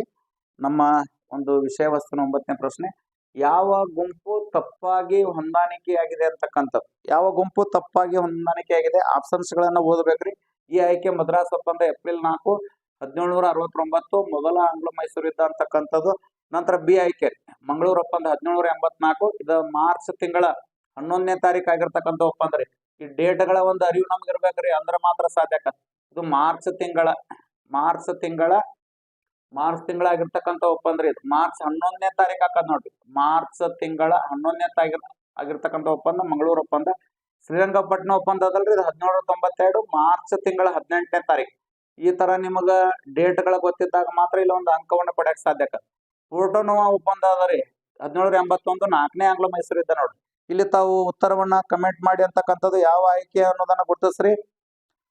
ವಿಶೇಷವಾಗಿ ನೋಡ್ರಿ, ಬೇಗ ಬೇಗ ಬೇಗ ಬೇಗ ಉತ್ತರವನ್ನ ತಾವು ಗುರುತಿಸ್ಬೇಕು ಅಂತಕ್ಕಂಥದ್ದು.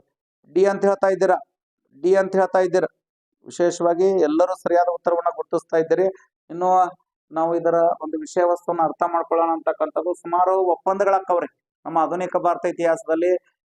ಸರಿ ಸುಮಾರು 3 ಕರ್ನಾಟಕ ಯುದ್ಧಗಳು, 1 ಪ್ಲಾಸಿ ಕಾಳಗ, 1 ಬಕ್ಸರ್ ಕಾಳಗ, 4 ಆಂಗ್ಲೋ ಮೈಸೂರು ಯುದ್ಧಗಳು, 2 ಆಂಗ್ಲೋ ಸಿಖ್ ಯುದ್ಧಗಳು, 1 ನೇಪಾಳ ಯುದ್ಧ, 3 ಬರ್ಮಾ ಯುದ್ಧಗಳು, 3 ಅಫ್ಘಾನ್ ಯುದ್ಧಗಳು. ಈ ತರ ಸುಮಾರು ಒಂದು 21 ಪರಿಕಲ್ಪನೆಗಳದಾವ್ರಿ.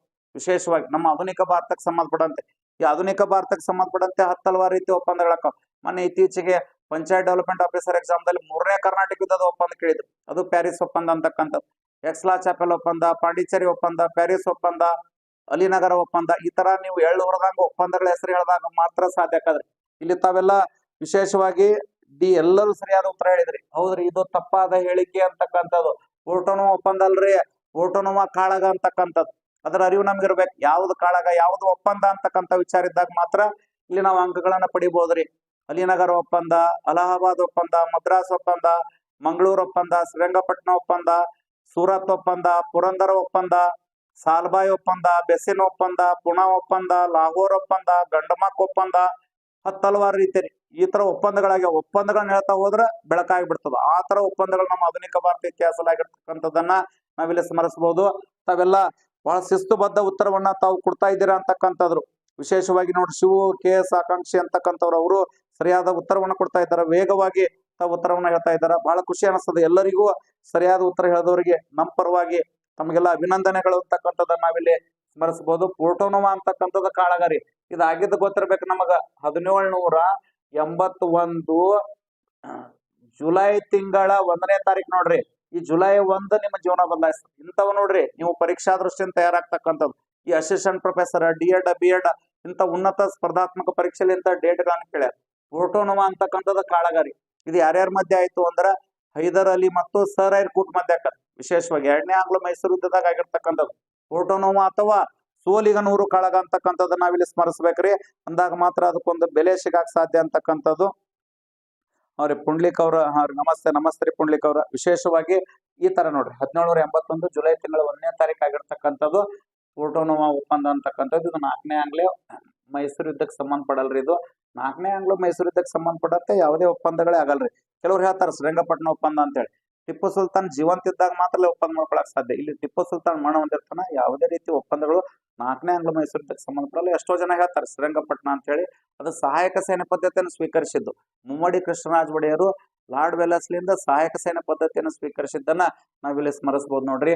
ಈ 3 ಆಯ್ಕೆಗಳು ಸರಿಯಾಗಿದ್ದವ್ರಿ. 4ನೇ ಆಯ್ಕೆ ಮಾತ್ರ ತಪ್ಪು. ಯಾವ ಗುಂಪು ತಪ್ಪಾಗಿ ಹೊಂದಾಣಿಕೆ ಆಗಿದೆ ಅಂದ್ರ 4ನೇ ಆಂಗ್ಲೋ ಮೈಸೂರು ಯುದ್ಧ ಅಂತಕ್ಕಂಥದ್ದು ಸರಿಯಾದದ್ ನೋಡ್ರಿ. ಈ ತರ ಒಂದು ವ್ಯವಸ್ಥಿತವಾಗಿರ್ತಕ್ಕಂಥ ದೃಷ್ಟಿಕೋನ ಹೊಂದಕ್ ಸಾಧ್ಯ ಆಗದ. ಇನ್ನ ನಂತರ ಬರ್ತಕ್ಕಂತ ಒಂದು ಪ್ರಶ್ನೆ ಈ ರೀತಿಯಾಗಿದೆ. ನೋಡ್ರಿ, ಹೊಂದಿಸಿ ಬರೆಯಿರಿ ಅಂತಕ್ಕಂಥದ್ದು.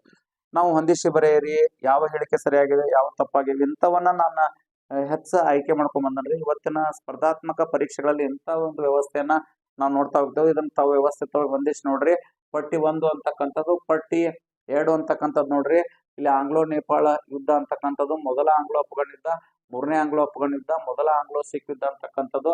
ಇಲ್ಲಿ ನೋಡ್ರಿ Lord Chelmsford, Lord Auckland, Lord Hardinge, Lord Hastings ಇವರ ಅವಧಿ ಒಳಗ ಯಾವ್ಯಾವ ಒಂದು ವ್ಯವಸ್ಥೆಗೆ ಸಂಬಂಧಪಟ್ಟಂತೆ ಸರಿಯಾಗಿ ಜೋಡಿಸ್ರಿ, ವ್ಯವಸ್ಥಿತವಾಗಿ ಜೋಡಿಸಿ ತಾವೆಲ್ಲ ಕೀ ಉತ್ತರಗಳನ್ನ ಗುರುತಿಸ್ರಿ ಅಂತಕ್ಕಂಥದನ್ನ ನಾವು ನಿಮ್ಮ ವಿಶೇಷವಾಗಿ ಟಿಪ್ಪು ಒಪ್ಪಲಿಲ್ಲ ಸಹಾಯಕ ಹೌದ್ರಿ. ತಿರಸ್ಕರಿಸಿದ ಮೊಟ್ಟ ಮೊದಲ ವ್ಯಕ್ತಿ ಟಿಪ್ಪು ಸುಲ್ತಾನ್ ರೀ. ಸ್ವೀಕರಿಸಿದವ ಹೈದರಾಬಾದ್ ನಿಜಾಮ್ ಅಲಿ ಖಾನ್ ಅಂತ ಹೇಳ್ತಾರೆ.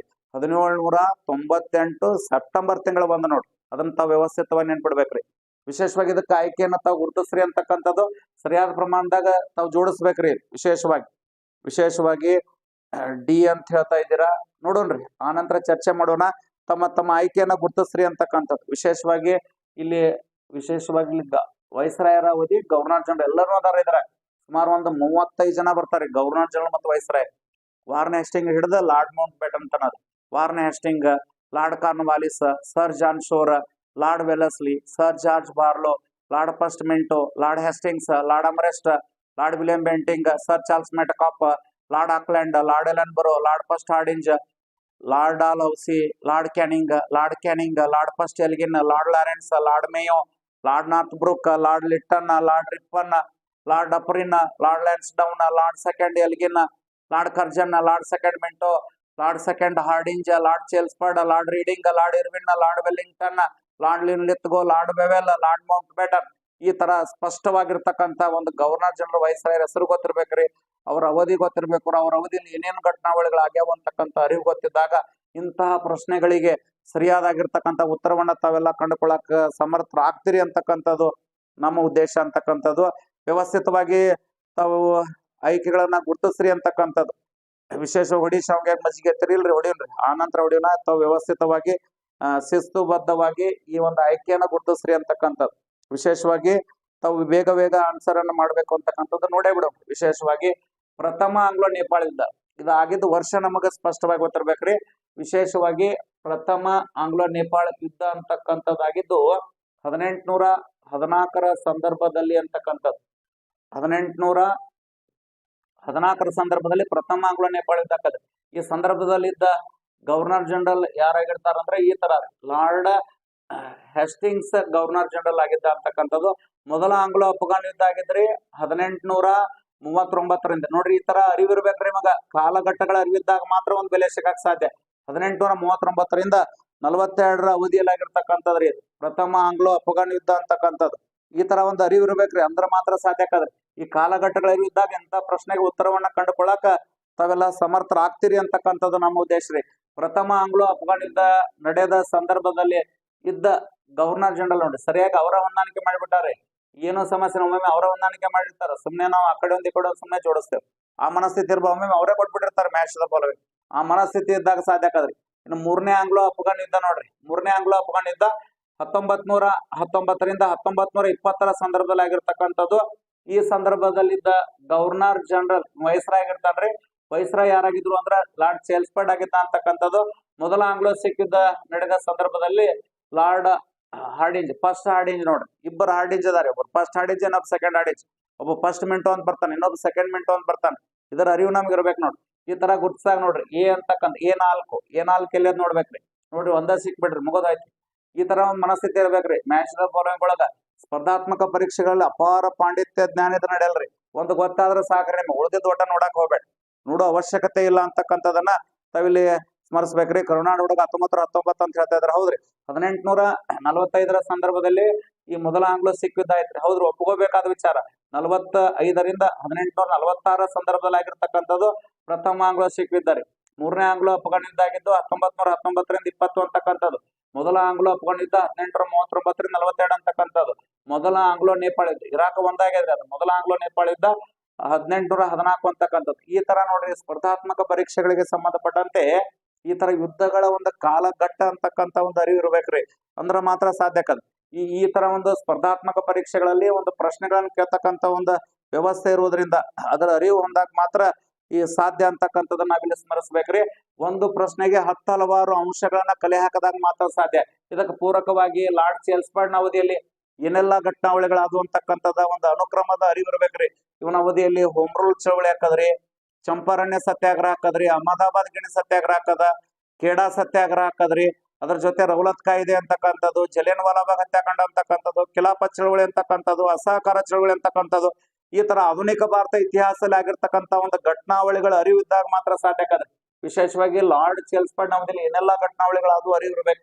ಅದ್ರ ಜೊತೆ ನೋಡ್ರಿ, ಲಾರ್ಡ್ ಆಕ್ಲ್ಯಾಂಡ್ಗೆ ಸಂಬಂಧಪಟ್ಟಂತೆ ಈ ನೇಪಾಳ ಅಫ್ಘಾನ್ ಯುದ್ಧಗಳು ಆಗ್ತಕ್ಕಂಥ ಒಂದು ದೃಷ್ಟಿಕೋನ ನೋಡ್ತೇವ್ರಿ. ಲಾರ್ಡ್ ಫಸ್ಟ್ ಹಾರ್ಡಿಂಜ್ ಇವನ ಅವಧಿಯಲ್ಲಿ ಪ್ರಥಮ ಆಂಗ್ಲೋ ಸಿಖ್ ಯುದ್ಧ ಅಂತಕ್ಕಂಥದ್ದು. ರವಿವಾರವನ್ನ ರಜಾ ದಿನವನ್ನಾಗಿ ಘೋಷಣೆ ಮಾಡಿದ ಅಂತಕ್ಕಂಥದ್ದು. ಲಾರ್ಡ್ ಹೆಸ್ಟಿಂಗ್ಸನ್ ಅವಧಿಯಲ್ಲಿ ರೈತವಾರಿ ಪದ್ಧತಿ ಅಂತಕ್ಕಂಥದ್ದು ನೋಡ್ತೇವ್ರಿ. ಒಟ್ಟಾರೆ 3 ರೀತಿಯ ಪದ್ಧತಿಗಳದಾವ್ರಿ. ಒಂದು ಜಮೀನ್ದಾರಿ ಪದ್ಧತಿ ಅಂತಕ್ಕಂಥದ್ದು, ರೈತವಾರಿ ಪದ್ಧತಿ ಅಂತಕ್ಕಂಥದ್ದು, ಮಹಲ್ವಾರಿ ಪದ್ಧತಿ ಅಂತಕ್ಕಂಥದ್ದು. ಜಮೀನ್ದಾರಿ ಪದ್ಧತಿಗೆ ಸಂಬಂಧಪಟ್ಟಂತೆ ಲಾರ್ಡ್ ಕಾರ್ನ್ವಾಲಿಸನ ಹೆಸರು ಇಲ್ಲಿ ನೆನಪಿಗೆ ಬರೋದು ಅತಿ ಮಹತ್ವದಾಗ್ಯದ. ರೈತವಾರಿ ಪದ್ಧತಿಗೆ ಸಂಬಂಧಪಟ್ಟಂತೆ ಥಾಮಸ್ ಮುನ್ರೋ ರೀ. ಥಾಮಸ್ ಮುನ್ರೋನ ಪಾತ್ರ ಅತಿ ಮಹತ್ವದಾಗ್ಯದ. ಅಲ್ಲಿ ವಿಶೇಷ ಪಾತ್ರ ವಹಿಸಿರ್ತಕ್ಕಂಥ ಗವರ್ನರ್ ಜನರಲ್ ಯಾರು ಅಂದ್ರ ಲಾರ್ಡ್ ಹೆಸ್ಟಿಂಗ್ಸ್ ಅಂತಕ್ಕಂಥದನ್ನ ನಾವಿಲ್ಲಿ ಸ್ಮರಿಸ್ಬೇಕ್ರಿ. ಮೊಟ್ಟ ಮೊದಲ ಬಾರಿಗೆ ಮದ್ರಾಸಿನ ಸೇಲಂ ಅಂತಕ್ಕಂತಹ ಒಂದು ಸ್ಥಳದಲ್ಲಿ ಈ ರೈತವಾರಿ ಪದ್ಧತಿ ಅಂತಕ್ಕಂಥದ್ದು ಅನುಷ್ಠಾನಕ್ಕೆ ಬತ್ತು ಅಂತಕ್ಕಂಥದನ್ನ ನಾವಿಲ್ಲಿ ನೋಡ್ತೇವೆ. ಹೌದ್ರಿ, ಸಗೋಲಿ ಒಪ್ಪಂದ ಇದು 1816 ಸಂದರ್ಭದಲ್ಲಿ ಆಗಿರ್ತಕ್ಕಂಥದ್ದು. ವಿಶೇಷವಾಗಿ ಸಗೋಲಿ ಅಂತಕ್ಕಂಥ ಒಪ್ಪಂದ ಆಗಿದ್ದ ನೋಡ್ತೇವ್ರಿ. ಈ ತರ ರೀ ನಮ್ಮ ಆಧುನಿಕ ಭಾರತ ಇತಿಹಾಸದಲ್ಲಿ 3 ಕರ್ನಾಟಕ ಯುದ್ಧಗಳಿಂದ ಹಿಡಿದು ವಿಶೇಷವಾಗಿ ಬರ್ಮಾ ಯುದ್ಧ, ನೇಪಾಳ ಯುದ್ಧಗಳಿಗೆ ಸಂಬಂಧಪಟ್ಟಂತೆ ಎಲ್ಲಾ ಒಪ್ಪಂದಗಳ ಅರಿವು ನಮಗಿದ್ದಾಗ ಮಾತ್ರ ಸಾಧ್ಯ. ಒಪ್ಪಂದದ ಮ್ಯಾಗ ಒಂದು ಪ್ರಶ್ನೆ ಇದ್ದೇ ಇರ್ತದ್ರಿ. ಈ ತರ ಒಂದು ಒಪ್ಪಂದಗಳ ಅರಿವು ಇರ್ಬೇಕು ನೋಡ್ರಿ. ಆ ಒಪ್ಪಂದಗಳನ್ನ ಯಾವ ತರ ನಾನ್ ನಿಮಗ ತಿಳಿಸ್ಕೊಡ್ತೇನೆ ನೋಡ್ರಿ. ಈ ಒಂದು ಒಪ್ಪಂದಗಳಿಗೆ ಸಂಬಂಧಪಟ್ಟಂತೆನೂ ಒಂದು ಸ್ಪರ್ಧಾತ್ಮಕ ಪರೀಕ್ಷೆಗಳಲ್ಲಿ ಪ್ರಶ್ನೆಗಳನ್ನ ಕೇಳ್ತಾ ಇರ್ತಾರ ನೋಡ್ರಿ. ವಿಶೇಷವಾಗಿ ಆ ಎಲ್ಲ ವ್ಯವಸ್ಥೆಗೆ ಸಂಬಂಧಪಟ್ಟಂತೆ ಇಲ್ಲಿ ನೋಡ್ತಾ ಹೋಗೋಣ ಅಂತಕ್ಕಂಥದ್ದು. ಆಧುನಿಕ ಭಾರತ ಇತಿಹಾಸಕ್ಕೆ ಸಂಬಂಧಪಟ್ಟಂತೆ ವಿಶೇಷವಾಗಿ ಇಲ್ಲಿ ಒಪ್ಪಂದಗಳು ಬರ್ತಾವ. ಒಪ್ಪಂದಗಳಿಗೆ ಸಂಬಂಧಪಟ್ಟಂತೆ ನೋಡ್ತಾ ಹೋಗೋಣ.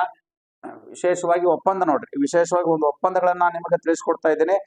ವಿಶೇಷವಾಗಿರ್ತಕ್ಕಂಥ ಒಪ್ಪಂದ ಮೊಟ್ಟ ಮೊದಲ ಬಾರಿಗೆ ಆಗಿರ್ತಕ್ಕಂಥ ಒಪ್ಪಂದ ರೀ ಎಕ್ಸ್ಲಾ ಚಾಪೆಲ್ ಒಪ್ಪಂದ ಅಂತಕ್ಕಂಥದ್ದು ನೋಡ್ತೇವ್ರಿ. ಎಕ್ಸ್ಲಾ ಚಾಪೆಲ್ ಒಪ್ಪಂದ, ಎಕ್ಸ್ಲಾ ಚಾಪೆಲ್ ಒಪ್ಪಂದ ಅಂತಕ್ಕಂಥದನ್ನ ನೋಡ್ತಿರ್ವಿ. ಎಕ್ಸ್ಲಾ ಚಾಪೆಲ್ ಒಪ್ಪಂದ ಆಗಿರ್ಬೋದು. ಎಕ್ಸ್ಲಾ ಚಾಪೆಲ್ ಒಪ್ಪಂದ ರೀ. ಎಕ್ಸ್ಲಾ ಚಾಪೆಲ್ ಒಪ್ಪಂದ, ಎಕ್ಸ್ಲಾ ಚಾಪೆಲ್ ಒಪ್ಪಂದ ಇದು ವಿಶೇಷವಾಗಿ ಮೊದಲ ಕರ್ನಾಟಕ ಯುದ್ಧಕ್ಕೆ ಸಂಬಂಧಪಟ್ಟಂತೆ ಒಪ್ಪಂದ. ನಂತರ ಎರಡನೇದ್ರಿ ಪಾಂಡಿಚೇರಿ ಒಪ್ಪಂದ ಅಂತಕ್ಕಂಥದ್ದು. ಪಾಂಡಿಚೇರಿ ಒಪ್ಪಂದ ಆಗಿರ್ತಕ್ಕಂಥದ್ದು 2ನೇ ಕರ್ನಾಟಕ ಯುದ್ಧ ರೀ. ಇದು 1748ರ ಸಂದರ್ಭದಲ್ಲಿ ಆಗಿರ್ತಕ್ಕಂಥದ್ದು. ಪಾಂಡಿಚೇರಿ ಒಪ್ಪಂದ ವಿಶೇಷವಾಗಿ 1754ರ ಸಂದರ್ಭದಲ್ಲಿ ಆಗಿರ್ತಕ್ಕಂಥದ್ದು. ಅಲಿನಗರ ಒಪ್ಪಂದ ರೀ. ಅಲಿನಗರ ಒಪ್ಪಂದ ಆಗಿದ್ದು 57ರ ಸಂದರ್ಭದಲ್ಲಿ ಆಗಿರ್ತಕ್ಕಂಥ ಒಪ್ಪಂದ ರೀ. ಅಲಿನಗರ ಆದ ನಂತರ ಒಪ್ಪಂದ ಪ್ಯಾರಿಸ್ ಒಪ್ಪಂದ. ಈ ತರ ಅನುಕ್ರಮವಾಗಿನೂ ನಿಮ್ಮ ಸ್ಪರ್ಧಾತ್ಮಕ ಪರೀಕ್ಷೆಯಲ್ಲಿ ಕೇಳ್ತಾ ಇರ್ತಾರೆ. ಈ ಪ್ಯಾರಿಸ್ ಒಪ್ಪಂದ ಆಗಿದ್ದು 1763 ಸಂದರ್ಭದಲ್ಲಿ. ನಾವು ಓದೋ ಸಂದರ್ಭದಾಗ ಎಕ್ಸ್ಲಾ-ಚಾಪೆಲ್ ಒಪ್ಪಂದ, ಪಾಂಡಿಚೇರಿ ಒಪ್ಪಂದ, ಪ್ಯಾರಿಸ್ ಒಪ್ಪಂದ ಅಂತ ಓದಿರ್ತೇವ್ರಿ. ಈ ತರ ಅನುಕ್ರಮವಾಗಿ ಕೇಳ್ಬಿಡ್ತಾರೆ ಅವ್ರು. ಅನುಕ್ರಮ ಕೇಳಿದಾಗ ನೀವು ಎಕ್ಸ್ಲಾ-ಚಾಪೆಲ್, ಪಾಂಡಿಚೇರಿ, ಪ್ಯಾರಿಸ್ ಅಂತ ಗುರ್ತಿಸಬಾರ್ದ್ರಿ. ಮಧ್ಯದಲ್ಲಿ ಅಲಿನಗರ ಅಂತೇಳಿ ಗುರ್ತಿಸ್ಬೇಕ್ರಿ. ಇಲ್ಲಿ ಇತಿಹಾಸಕ್ಕೆ ಸಂಬಂಧಪಟ್ಟಂತೆ ಕಾಲಘಟ್ಟಗಳ ಅರಿವಿದ್ದಾಗ ಮಾತ್ರ ಸಾಧ್ಯ ಆಕದ್ರಿ. ಒಪ್ಪಂದಗಳನ್ನ ಯಾವ ತರ ಓದ್ಬೇಕು ಅಂತಕ್ಕಂಥ ಒಂದು ಅರಿವನ್ನ ನಾನು ನಿಮ್ಗೆ ತಿಳಿಸ್ಕೊಡ್ತಾ ಇದ್ದೇನ್ರಿ. ಅಂದ್ರೆ ಮಾತ್ರ ಸಾಧ್ಯ ಆಕತ್. ವಿಶೇಷವಾಗಿ ಪ್ಯಾರಿಸ್ ಒಪ್ಪಂದ 1763 ಅಂತಕ್ಕಂಥದ್ದು, ಅಲಿನಗರ ಒಪ್ಪಂದ 1757, ಪಾಂಡಿಚೇರಿ ಒಪ್ಪಂದ 1754, ಎಕ್ಸ್ಲಾ-ಚಾಪೆಲ್ ಒಪ್ಪಂದ 1748 ಅಂತಕ್ಕಂಥದ್ದು. ಇದರ ಮುಂದುವರೆದ ಭಾಗವಾಗಿ ಅಲಹಾಬಾದ್ ಒಪ್ಪಂದ ಅಂತ ಹೇಳಿ ಬರ್ತದ್ರಿ. ಅಲಹಾಬಾದ್ ಒಪ್ಪಂದ ಇದು ಬಕ್ಸಾರ್ ಕಾಳಗದ ಒಪ್ಪಂದ ರೀ. ಇದು ಅಲಹಾಬಾದ್ ಒಪ್ಪಂದ ಆಗಿದ್ದು 1765 ಅಂತಕ್ಕಂಥದ್ದನ್ನ ನಾವಿಲ್ಲಿ ಸ್ಮರಿಸ್ಬೇಕು. ಅಲಹಾಬಾದ್ ಒಪ್ಪಂದ ರೀ. ಆನಂತರ ಬರ್ತಕ್ಕಂಥ ಒಪ್ಪಂದ ಮದ್ರಾಸ್ ಒಪ್ಪಂದ ಅಂತಕ್ಕಂಥದ್ದು ನೋಡ್ತೇವ್ರಿ. ಇಲ್ಲಿ ಅನುಕ್ರಮ ಒಪ್ಪಂದಗಳ ಅರಿವು ಇರ್ಬೇಕ್ರಿ. ಅಂದ್ರ ಮಾತ್ರ ಸಾಧ್ಯಕ. ಮದ್ರಾಸ್ ಒಪ್ಪಂದ ಆಗಿರ್ತಕ್ಕಂಥದ್ದು 1769ರಲ್ಲಿ ಅಂತಕ್ಕಂಥದ್ದು. ನಂತರ ಬರ್ತಕ್ಕಂಥ ಒಪ್ಪಂದ ರೀ. ವಿಶೇಷವಾಗಿ ನಂತರ ಬರ್ತಕ್ಕಂಥ ಒಪ್ಪಂದ ಸೂರತ್ ಒಪ್ಪಂದ ಅಂತ ಹೇಳಿ ಬರ್ತದ್ರಿ. ಸೂರತ್ ಒಪ್ಪಂದ ನೋಡ್ರಿ. ನಾವು ಮದ್ರಾಸ್ ಒಪ್ಪಂದ ನಂತರ ಮಂಗಳೂರು ಒಪ್ಪಂದ ಅಂತ ಹೇಳಿ ಗುರ್ತಿಸ್ತೇವ್ರಿ. ಈ ತರ ಮಂಗಳೂರು ಅಂತ ಗುರ್ತಿಸಬಾರ್ದು, ಸೂರತ್ ಒಪ್ಪಂದ ಅಂತ ಗುರ್ತಿಸ್ಬೇಕ್ರಿ. ಇದಾಗಿದ್ದ 1775ರ ಸಂದರ್ಭದಲ್ಲಿ. ಆ ನಂತರ ಪುರಂದರ ಒಪ್ಪಂದ ಅಂತ ಹೇಳಿ ಬರ್ತದ್ರಿ. ಪುರಂದರ ಒಪ್ಪಂದ 1776 ಅಂತಕ್ಕಂಥದ್ದನ್ನ ನೋಡ್ತೇವ್ರಿ. ಸೂರತ್ ಒಪ್ಪಂದ, ಪುರಂದರ ಒಪ್ಪಂದ, ಹಾಗೆ ವಡಗಾಂವ್ ಒಪ್ಪಂದ ಅಂತ ಹೇಳಿ ಬರ್ತದ್ರಿ. ಇದೊಂದು ಒಪ್ಪಂದ ರೀ. ವಡಗಾಂವ್ ಒಪ್ಪಂದ ಅಂತಕ್ಕಂಥದ್ದು 1779ರಲ್ಲಿ ಆಗಿರ್ತಕ್ಕಂಥ ಒಪ್ಪಂದ ರೀ. ಆನಂತರ ಸಾಲ್ಬಾಯ್ ಒಪ್ಪಂದ ಅಂತ ಹೇಳಿ ಬರ್ತದ್ರಿ. ಸಾಲ್ಬಾಯ್ ಒಪ್ಪಂದ ರೀ. ಇದಾಗಿದ್ದು 1782ರ ಸಂದರ್ಭದಲ್ಲಿ ಆಗಿರ್ತಕ್ಕಂಥ ಒಪ್ಪಂದ. ಸಾಲ್ಬಾಯ್ ನಂತರ ಬರ್ತಕ್ಕಂಥ ಒಪ್ಪಂದ ಮಂಗಳೂರು ಒಪ್ಪಂದ ಅಂತಕ್ಕಂಥದ್ದು. ಮಂಗಳೂರು ಒಪ್ಪಂದ ಆಗಿದ್ದು 1784ರ ಸಂದರ್ಭದಲ್ಲಿ ಅಂತಕ್ಕಂಥದ್ದು. ನಂತರ ಬರ್ತಕ್ಕಂಥ ಒಪ್ಪಂದ ಶ್ರೀರಂಗಪಟ್ಟಣ ಒಪ್ಪಂದ ಅಂತಕ್ಕಂಥದ್ದು. ಈ ಶ್ರೀರಂಗಪಟ್ಟಣ ಒಪ್ಪಂದ ಆಗಿದ್ದು 1792ರ ಸಂದರ್ಭದಲ್ಲಿ ಅಂತಕ್ಕಂಥದ್ದು. ಆನಂತರ ಬೆಸ್ಸಿನ್ ಒಪ್ಪಂದ ಅಂತ ಬರ್ತಾವ್ರಿ. ಈ ತರ ಆಧುನಿಕ ಭಾರತ ಇತಿಹಾಸಕ್ಕೆ ಸಂಬಂಧಪಟ್ಟಂತೆ ಒಪ್ಪಂದಗಳ ಅರಿವಿದ್ದಾಗ ಮಾತ್ರ ಇಲ್ಲಿ ಹೆಚ್ಚು ಅಂಕಗಳನ್ನ ಪಡೆಯಕ್ಕೆ ಸಾಧ್ಯ ಅಂತಕ್ಕಂಥದನ್ನ ನಾವಿಲ್ಲಿ ಸ್ಮರಿಸೋದು ಅತಿ ಮಹತ್ವದಾಗ್ಯದ. ಇವತ್ತಿನ ಒಂದು ವಿಷಯಕ್ಕೆ ಸಂಬಂಧಪಟ್ಟಂತೆ ಸುಮಾರು ಈ ಆಧುನಿಕ ಭಾರತ ಇತಿಹಾಸಕ್ಕೆ ಸಂಬಂಧಪಟ್ಟಂತೆ ನಾನು ಒಂದು 10 ಪ್ರಶ್ನೆಗಳನ್ನು ಹೊತ್ಕೊಂಡು ಬಂದೀನಿ ಅಂತಕ್ಕಂಥದ್ದು. ಆ ಪ್ರಶ್ನೆಗಳು ಹಿಂದೆ ಆಗಿರ್ತಕ್ಕಂಥ ಸ್ಪರ್ಧಾತ್ಮಕ ಪರೀಕ್ಷೆಗಳಲ್ಲಿ ಕೇಳಿದ ಪ್ರಶ್ನೆಗಳು ಅಂತಕ್ಕಂಥದ್ದು. ಒಂದು ಪ್ರಶ್ನೆ ಇಟ್ಕೊಂಡು 10 ಹಲವಾರು ರೀತಿಯ ಮಾಹಿತಿಗಳನ್ನು ಕಲೆ ಹಾಕಕ್ಕೆ ಸಾಧ್ಯ ಅಂತಕ್ಕಂಥದ್ದು. ತಮಗೆ ವಿಡಿಯೋ ಇಷ್ಟ ಆದ್ರೆ ಲೈಕ್ ಮಾಡಿ ಅಂತಕ್ಕಂಥದ್ದು, ಶೇರ್ ಮಾಡಿ, ಹಾಗೆ ನಮ್ಮ ಚಾನಲನ್ನು ಸಬ್ಸ್ಕ್ರೈಬ್ ಮಾಡಿ ಅಂತಕ್ಕಂಥ ಒಂದು ಮುನ್ಸೂಚನೆಯನ್ನು ಹೊಂತ, ಹಾಗೆ ಹೆಚ್ಚೆಚ್ಚು ಸ್ಪರ್ಧಾಳುಗಳಿಗೆ ಅನುಕೂಲ ಆಗಲಿ ಅಂತಕ್ಕಂಥ ಉದ್ದೇಶ ಇಟ್ಕೊಂಡು ನಿಮ್ಮ ಫ್ರೆಂಡ್ಸ್ಗೆ ಈ ವಿಡಿಯೋವನ್ನು ಶೇರ್ ಮಾಡಿರಿ ಎಂಬ ಆಶಾಭಾವನೆಯೊಂದಿಗೆ ರೀ ನೀವೆಲ್ಲರೂ ಒಂದು ಒಳ್ಳೆ ಮಾತು ಕೇಳ್ತಾ ಇದ್ದೀರಿ. ನಿಮ್ಮ ಒಂದು ಅಪೇಕ್ಷೆ ಮೇರೆಗೆ ಒಂದು ಒಳ್ಳೆ ಮಾತನ್ನ ನಾನು ಈಗ ಪ್ರಸ್ತುತಪಡಿಸ್ತಾ ಇದ್ದೀನಿ. ಕಾಲೇಜು ಎಂದರೆ ರಸದಾಟ. ಕಾಲೇಜು ಎಂದರೆ ರಸದಾಟ, ಕಾಲು ಜಾರಿ ಬಿದ್ದರೆ ವಿಷದೂಟ. ಕಾಲೇಜು ಎಂದರೆ ರಸದಾಟ, ಕಾಲು ಜಾರಿ ಬಿದ್ದರೆ ವಿಷದೂಟ. ಹೊರಗಡೆ ಗೆಳೆಯರ ಕಾಟ, ಒಳಗಡೆ ಗುರುಗಳ ಪಾಠ. ಪಾಸಾದರೆ ಕೆಲಸದ ಹುಡುಕಾಟ, ಫೇಲ್ ಆದರೆ ಮನೆಯವರ ಕಾಟ. ಇದೇ ಜೀವನದ ಗೋಳಾಟ ಅಂತ ಹೇಳ್ತಾ ಇನ್ನು ಹೆಚ್ಚೆಚ್ಚು ರೀತಿಯಲ್ಲಿ ತಾವೆಲ್ಲ ಮುಂದೆ ಬರ್ತಕ್ಕಂಥ ದಿನಮಾನದ ಒಂದು ಲೈವ್ ತರಗತಿಗೆ ಎಲ್ಲರೂ ಜಾಯ್ನ್ ಆಗಿ ನಿಮ್ಮ ಒಂದು ಜ್ಞಾನವನ್ನು ಇಮ್ಮಡಿಗೊಳಿಸ್ರಿ. ಮುಂದೆ ಬರ್ತಕ್ಕಂಥ ಒಂದು ಸ್ಪರ್ಧಾತ್ಮಕ ಪರೀಕ್ಷೆಯನ್ನು ವ್ಯವಸ್ಥಿತವಾಗಿ ಎದುರಿಸ್ರಿ ಅಂತ ಹೇಳ್ತಾ ಎಲ್ಲರಿಗೂ ಪ್ರೀತಿಪೂರ್ವಕ ನಮಸ್ಕಾರಗಳು. ಅವರಿವರನ್ನದ ಎಲ್ಲರಿಗೂ ನಮಸ್ಕಾರಗಳನ್ನು ಹೇಳ್ತಾ ಇವತ್ತಿನ ಅವಧಿಯನ್ನು ಮುಗಿಸ್ತಾ ಇದ್ದೀನಿ. ಎಲ್ಲರಿಗೂ ಧನ್ಯವಾದಗಳು.